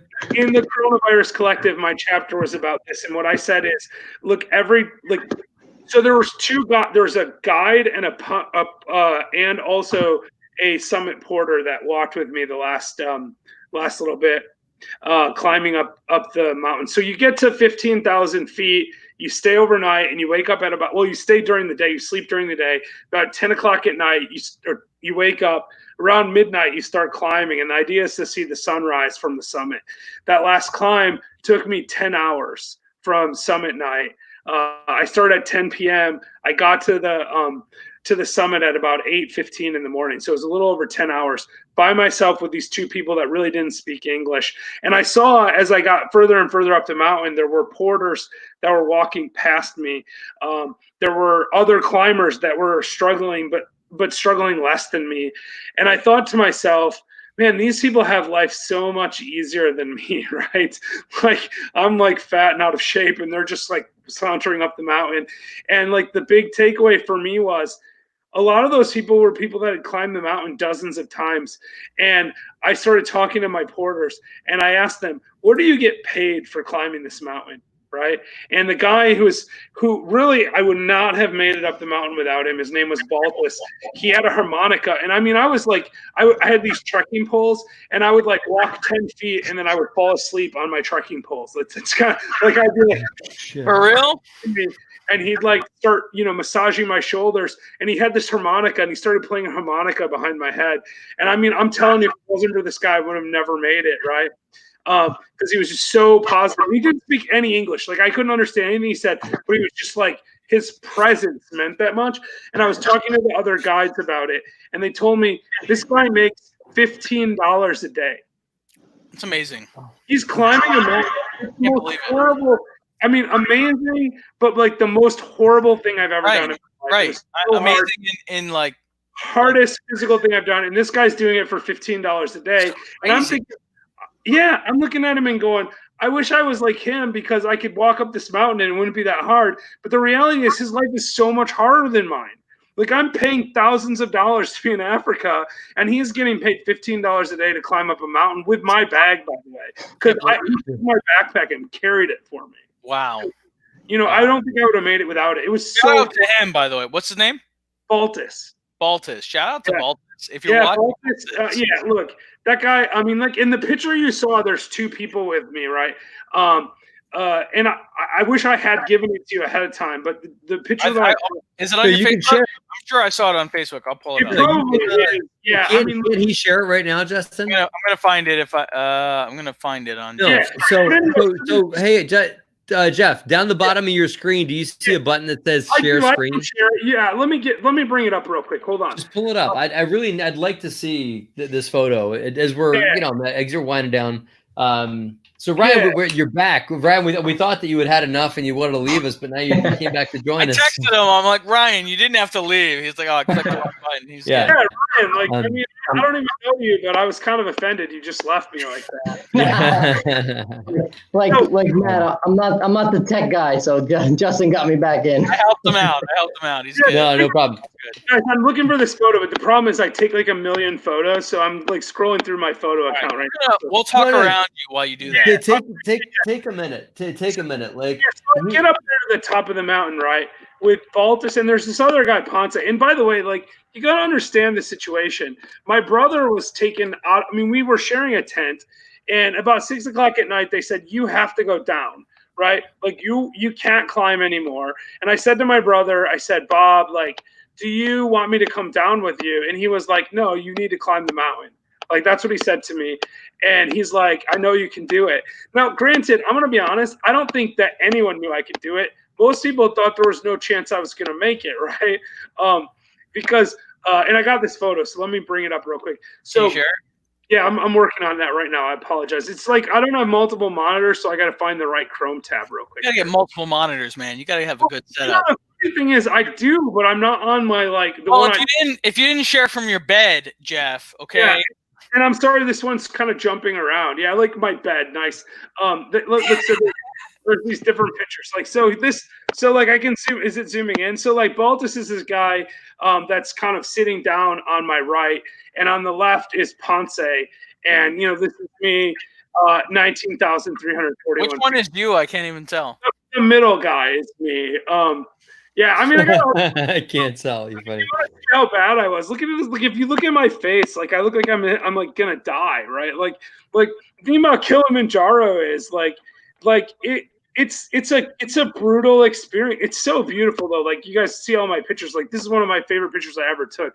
Sunrise from the top of the mountain. Beautiful. Looking down at the clouds. Oh my goodness. It's unbelievable. Yeah, I mean, these photos are like, you just can't even understand. I mean, it's like being on Mars or something, right? Anyway, I think I stopped sharing. So hopefully we're back on the show now. We're good. We're good. But yeah, it was like, it's just like, that experience is unbelievable. But what happened is I was climbing this mountain and Baltus is playing the harmonica behind me. I'm thinking about all this stuff. So the number one takeaway is, like, you don't always know what other people are going through. Like, you can look at your life and say, man, that person's got a better life. Like, somebody might look at Matt Faircloth and be like, Matt Faircloth has got this great life. He's on Bigger Pockets. He wrote a book, all this stuff. But what they don't see is the struggles that you're going through, right? Or Justin's going through. Or Ryan's going through. Like we all have really good lives. I'm not saying that, but like, if you just talk to me right now, you don't know what's going on in my life. Maybe I'm in the middle of some kind of crisis. I had Matt, when you came on our show, we talked about the craziest real estate, like the insane real estate story that you had. Well, like, I finally think I might have one to beat you, right? Like, just this week. I got a good one. I got a good one, as you know. Yours is good. So here's what happens to me, right? So I have this duplex. It's like one of the few like small multis I still have left, right? So I have this duplex. I manage it myself, right? I own it with my dad, 50-50. Maybe the only reason I still have it is because it's like my dad, and like, it's good. And it cash flows really well. Well, it did until this week. This week, yeah, it doesn't cash flow very well anymore. And you'll understand why in like 10 seconds. So I have one side, the tenant moves out, it's coronavirus situation, like you can't evict them. They move in like some random people. So there's like squatters living there, and I can't get rid of them. And this happened while I was in Africa, and I finally get these people out, right? And I'm like, I paid them to leave. Because I can't evict them. I pay them to leave. I hate doing that, but I did. They leave, and then they break the window to get back in, right? So I come back, and they're in there again, and I'm like, this is terrible. So I'm like, listen, you guys, this isn't working. Like, I'm going to call the police. You're trespassing. But the truth is, the police right now are like, whatever. Like, it's a civil issue. Like, coronavirus, can't evict people. So, but I got them out again. I boarded the place up. I literally put plywood over every window, plywood the front door, because they had kicked the door. They actually broke in 3 times, broke 2 windows, and kicked the door in during these 3 times, right? Finally get the one side of this duplex completely secure. And I'm like, all right, good. I got it under control. The next day, the tenant on the other side calls me at 7:00 in the morning, and she's like, you probably heard the news. And I'm like, no, what's going on? And she just starts crying, right? Somebody shot her son in the parking lot or in the driveway. Are you kidding me? No. The day before Mother's Day. Holy shit. Holy God, man. And, like, I'm not trying to like minimize this, right? Like, it was traumatic to me. It was way worse for her, obviously. 30-year-old son came over to visit his mom the day before Mother's Day. He obviously was into some stuff. This is, like you said on my show, Matt, you're like, people don't get lit on fire for no reason, right? Remember saying that? Like, it doesn't just happen. Situation. This is not a war zone. It's bad luck with the squatters and this, all at the same time, but it's not a bad area. I mean, it's a pretty nice property. But yeah, I mean, sucks, man. I mean, I get they can't pin that directly on the prior tenant, right? Yeah, no, it's not actually. No, in fact, I'm pretty sure it's not related. Actually, it's just. But yeah, I mean, and that's the kind of thing that, like. Well, let me say a few things, right? Like first of all, thanks for putting that out there. real estate investing gives folks a full spectrum view of society, right? You get the high-end society, you get folks that want to invest with you that have been so lucky and so blessed in life that they've got a couple $100,000 or a couple of something that they want to put to work so they can benefit their families, so they can live a bigger life, so they can build a legacy, so that they can, just diversify, right? These are folks that are like, not like the 1%ers, but let's say the top like 15% of society, right?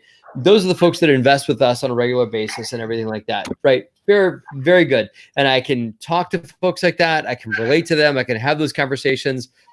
Fine. That real estate also gives us exposure to the other end of the society. And Justin and I have had plenty of those views as well on the other end of folks that I mean, God forbid, have their kids shot in the driveway or have like tenants break back into their properties, or I could like, you and I could probably go back and forth, and I'm sure Ryan and Justin could too, telling crazy landlord stories. We did have a murder at one of our properties. We've had murders. We've had this week. A murder? Did you? I've had multiple murders. I've had multiple suicides, multiple murders. And listen, I want to let you guys know before we get into telling those stories, right? Like because I don't want to trivialize those things. Those things are horrible. But as a real estate investor, as a real estate owner, you're owning, like, real estate is a roof over someone's head. And in owning that, you get a view into their life. I've seen hoarders. I've seen people in a 2-bedroom apartment with 6 kids.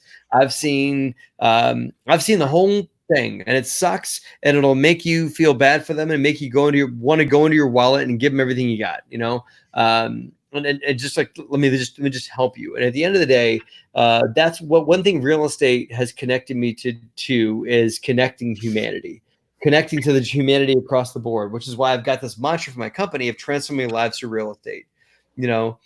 But what? Oh, you're doing that. Oh, thank you. One of the mantras for the DeRosa Group is to transform lives through real estate, because we're not just about, helping investors make lots of money. That's transforming their lives too. But we're also about creating a safe place to live for folks who rent from us, and a good place to live for folks who rent from us, and also like a little elevation in society. Because I'll tell you, for someone that's renting from me, for me to give them a dishwasher makes life a better place for them, right? And if I can give them central air, makes life a better place for them. Or if I can create more security for them and put cameras in the apartment building they live in, because God forbid they might need that, then that makes life a better place for them. It's really easy to judge that and say, well, they should have just tried harder. They should have just gone to a better school. Their parents should have done whatever they did.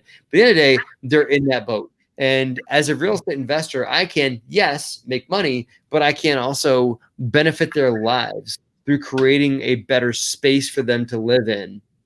That's what transforming lives in DeRosa Group's all about, because it gives us a view of everything. It gives a full spectrum, and we've all had fucked up stories happen in our real estate portfolios. Again, I've had suicides, murders, fires, name. Life happens.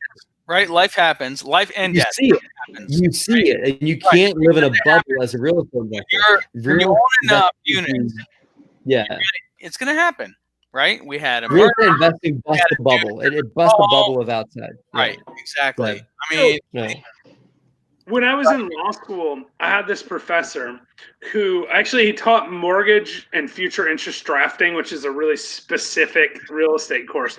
But he said being a lawyer was like having a front row ticket to the circus called human life.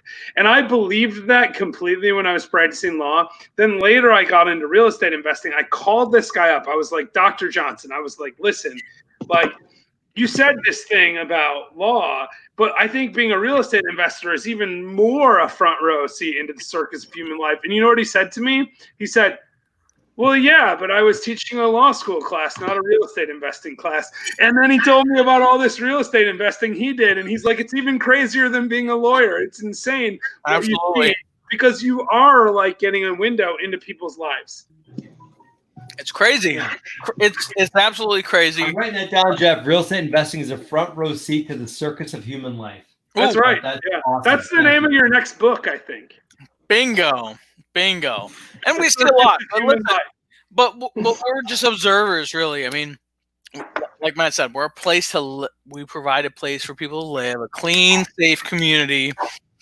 But people live and die and get married and have babies, and that's the whole circle of life that happens in the properties that we buy and we own and they live in.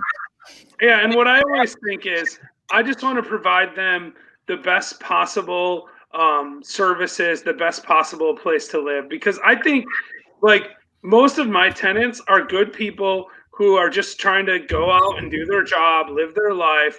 And what we can do is providing them quality places to live. Hey, buddy, how's it going? That's very distracting, but I love it. Sorry, Jeff. Sorry. This happens to me all the time when I'm doing shows. People randomly come in. He's actually the second time it's happened today. Yeah. So. He's a big fan of yours. He watches all your YouTube episodes. By the way, I did link your YouTube in the comment. He's fine. I saw that and I appreciate it. Thank you. Yes. It's easy to find though because we're not hiding. You know, like people want to find out information about me, they just Google me because like I'm not hiding, right? Like Jeff Holst, check out the YouTube channel Old Fashioned Real Estate. Yeah. Well, I'm trying to get to 1,000 subscribers. You guys have like a gazillion. I do not have 1,000. Hey buddy, how's it going? Say hi. Say hi. It's my bear. Oh, your bear dropped. Oh, all right, fair enough. But yeah, it's been really great. I mean, like the real estate investing thing is really good, but it can be really challenging at times too, for sure. Absolutely. It can be. Well, it can be rewarding. It's just it is a fulfilling life. I'll say that. It is, and again, that's why I started doing syndication because I wanted to help people do something I thought was beneficial to them, and it's the same reason that Life Ever for the same reason. It's like it helps people, and it's not for everyone. None of it's for everyone. It's just about talking to the people, sharing your unique perspective, and the people that benefit from it, they find out about it. So,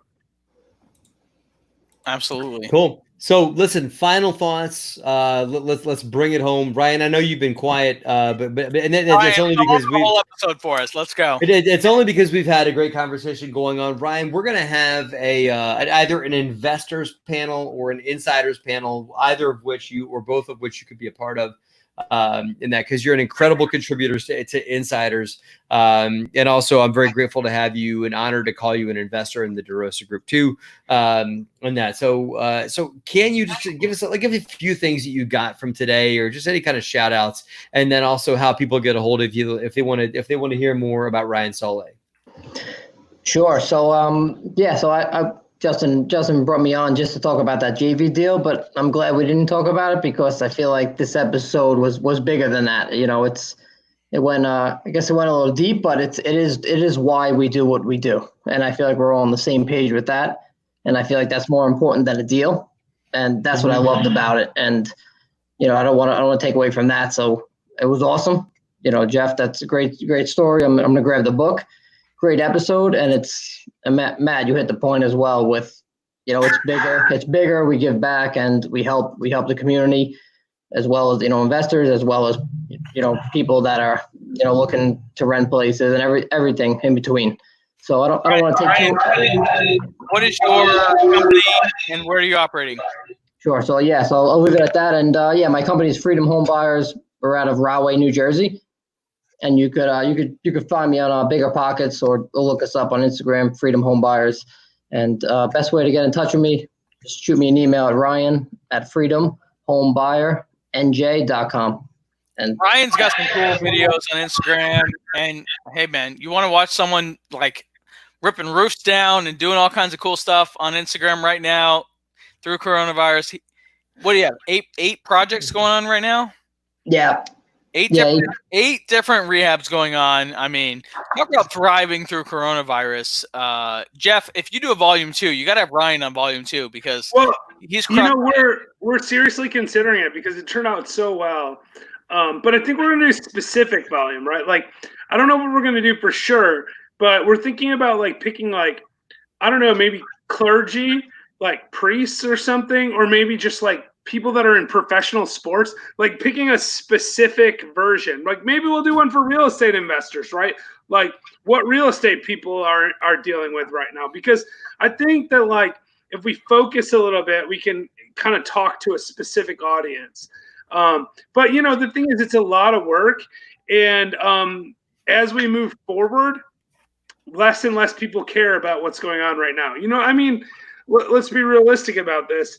There's a window in time where the coronavirus is relevant. It's not forever. Hopefully this is done, right? Like hopefully we've already peaked and we're moving in the right direction. I mean, we'll find out. You know, if I'm writing the Coronavirus Collective number 35, like 7 years from now, then that's bad news for everyone. Yeah, bad news. Absolutely. Wow. Well, yeah, check out Ryan's Instagram. It's very, what is it? What is it? At Freedom Home Buyers? It's freedom_home_buyers. So yeah, so check it out there. Check out Ryan's Instagram. Lots of good stuff. And like always, thanks for bringing me on. Hey man, thanks for joining us. Appreciate it. Thanks for jumping in so quick, man. Ryan's been always down. Ryan's been like a. I will say, listen, Ryan always watches, and Ryan always comments, and then Ryan is always up to jump in whenever we want him to jump in. Ryan's jumped in several times on DeRosa Insiders, man. So thank you, Ryan, for being who you are and for being such a great team member. I followed you, by the way, Ryan. So thanks for that. Boom. Thank you. What's that? And Ryan is going to follow Old Fashioned Real Estate, right, Ryan? For sure. I don't have my phone on me, but I definitely will in a back. Hey, listen, Jeff, I think I followed you from my personal account, but yeah, follow any of them. It doesn't matter. Well, listen, Jeff, well, word is that Ryan's a bourbon drinker, and so I think that you need Ryan as a guest on the Old Fashioned Real Estate Show. I'm just throwing that out there. You know, listen, until the coronavirus, we had a grand total of 3 guests. Like, you know, our show is like the length of one drink. This is way longer than our show, right? That we've been on here. Yeah, I've refreshed it a few times. Blown away the happy hour. I even have a new ice cube. I don't know if you guys noticed that, but I left for a second and went to the freezer and came back. Nicely done, sir. Yeah. My ice cube again. I got a problem. So I could run over there real quick. But yeah, so listen, our show is mostly topic based. We don't usually have guests. The guests that we've had, Jillian, right? Matt and Justin. And then until the coronavirus, that was it. It was Jillian, Matt, and Justin. That's it. And since the coronavirus, we've had 2 guests besides that. And then on Sunday, I mean, listen, I'm gonna shameless plug this because I think this is amazing. So on Sunday, we have an episode coming out where we interviewed this guy. His name is Ian Pearson. He's a British futurist. Right? Like he talks about the future of real estate investing like 30, 40 years from now, right? Like new building materials, what trends are going to matter. It's really fascinating. It's like one of the craziest episodes. It's really out there. He talks about like, you know, 100-kilometer high buildings, you know, stuff that just doesn't exist right now, but it's like science fiction, but from a very logical progression and how we're going to get there. I think that episode's amazing. I've already filmed it. I love it. It was one of the craziest conversations I've ever had, but I think you guys are going to really like, it's completely different than anything we've ever done on the Old Fashioned Real Estate Show. So I'm excited about that. Yeah, I love it. Yeah.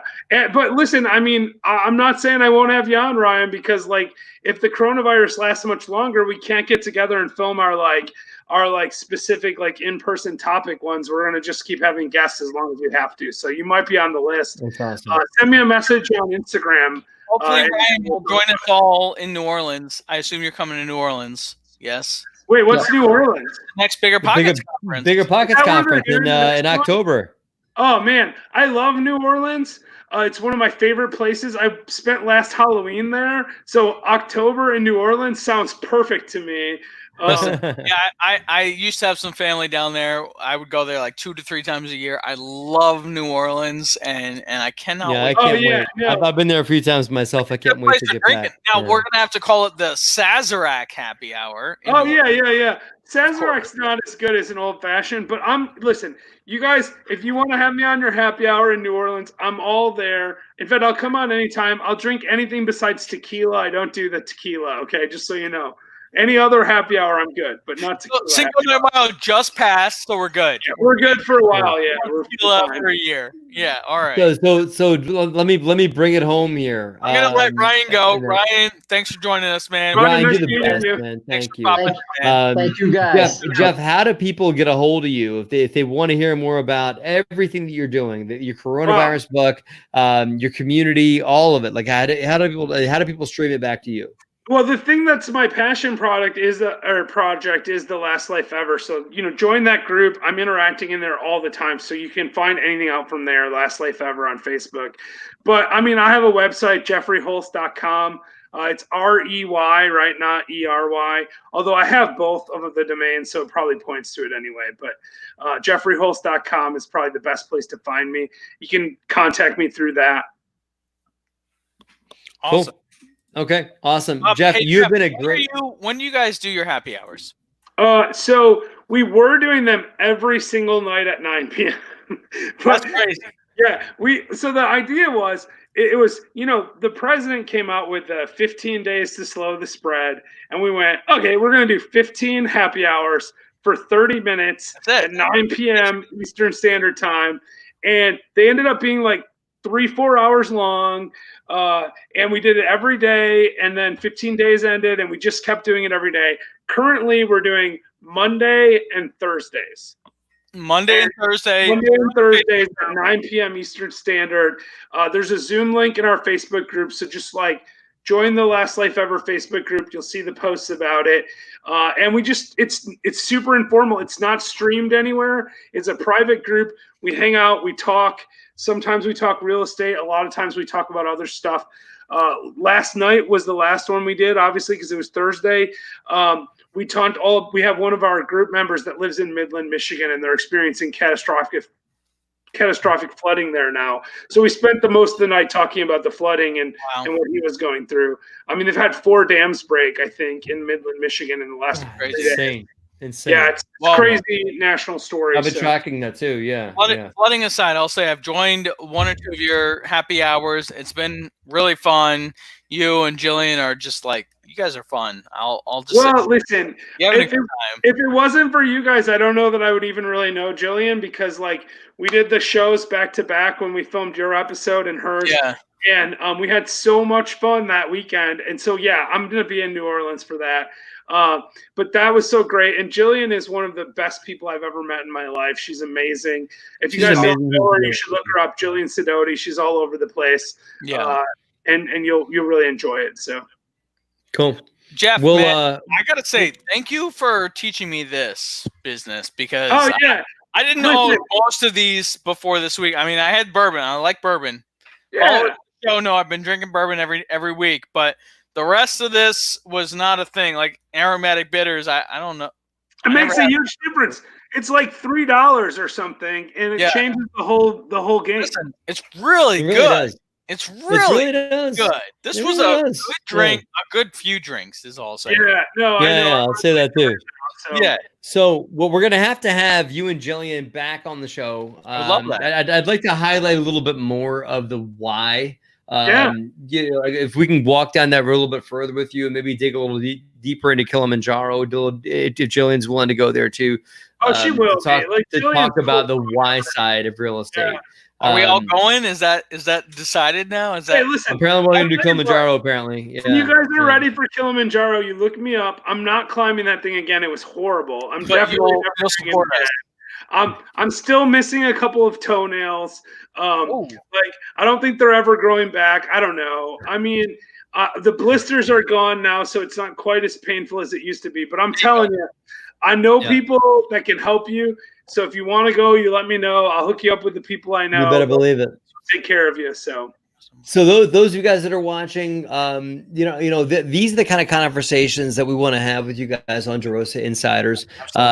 Why, how and why, right? How you can get where you want to go.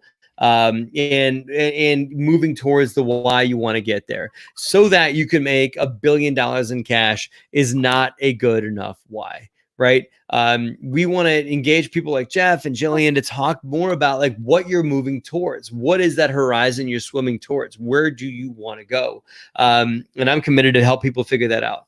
And then I'm committed to help people figure out how they're going to get there. So this has been a phenomenal conversation, Manuel. One of my favorite happy hours so far. I think the best we've had, and that's mostly because you've made drinks for us, but definitely the best one we've had. Look, sure. guys, if you get to Chattanooga, you look me up. I'll buy you drinks. I'll make them for you myself. Whatever you need to do. And once the world opens back up, man, we'll be there. Is Chattanooga on the way to New Orleans? Actually, we can swing through. If you're driving to New Orleans, it probably is on the way. I probably wouldn't be, but Matt makes me drive all the way to Fayetteville, so it's kind of. We'll see you there. like, we'll see you there. Yeah. Listen, last time I was in New Orleans, this is a super quick side note. I ran into Peter Schiff's brother outside of a karaoke bar, and I ended up spending like drunk time with Peter Schiff's brother inside the karaoke bar. That's great. Wow. Yeah, I don't know. Does Peter Schiff's brother think the world is ending also, the funny thing is, like the weekend that I was there was randomly the same weekend as a big economic conference. So Peter Schiff was keynoting there, and his brother was like, "Yeah, I got to go in the morning because I'm at this conference." And I'm like, "Oh, that's really cool. Do you know Peter Schiff?" I was hanging out with this guy for hours, right? Like we were just drinking and like laughing at these crazy drunk people doing karaoke. And he was like, "Yeah, that's my brother." And I'm like, "Come on." And he pulls out his license and he's like, "Look, see?" And his name was Andrew Schiff. So I think he was telling the truth. Wow. Or it's an imposter with the same last name that just makes could be. Yeah. But the thing is, I looked it up and like Peter Schiff's older brother is named Andrew, so it's probably true. You probably met him. You probably hung with him. You need to be a repeat guest, but we need to have you back as a repeat guest, Jeff, on the happy hour. Yeah. So if you want to have a happy hour with Jeff, follow Last Life Ever on Facebook. Right.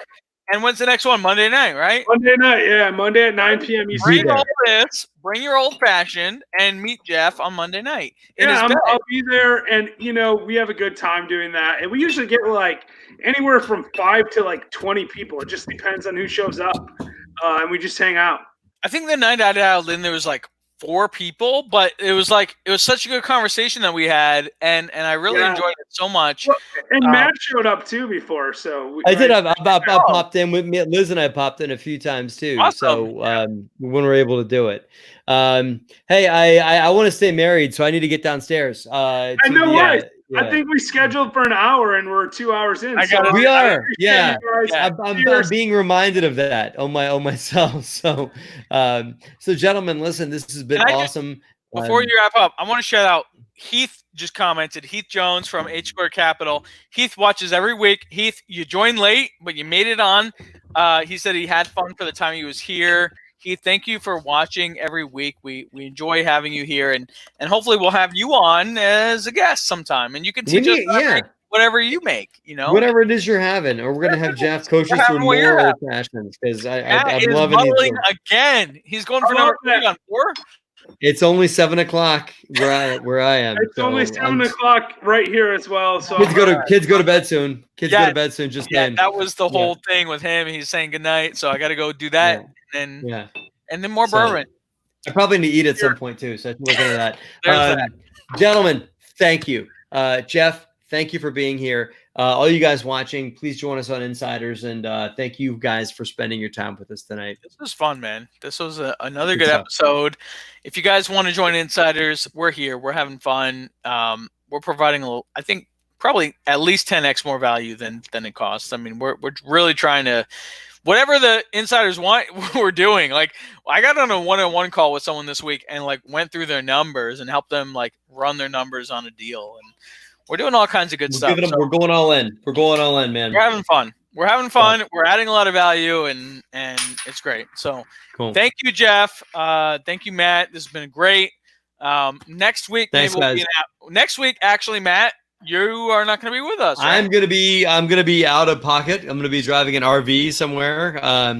And Justin will be on with Hervé Francois, our acquisitions manager, and you guys are maybe going to have a broker on with you to talk about just how to find deals. Right? It's going to be a great conversation. I do believe we're going to have a broker on, and we're just going to dig in on. Obviously, we're going to be drinking. I'm going to do all this again, and then we're going to talk about finding deals. And from the broker's perspective, like how do you even judge whether an investor is serious or not, and why do you send them deals, and how do you get on that inside list, because everyone wants to be like buddy with the broker. So we want to hear from the broker, and we want to chat with them and get them open up, have a few drinks, and just chat about and this is how to get on your inside, how to get on your inside list. Exactly. Right? How do I get you to call me back, right? So hopefully we cover it while Matt's out, driving across the country, doing his road trip.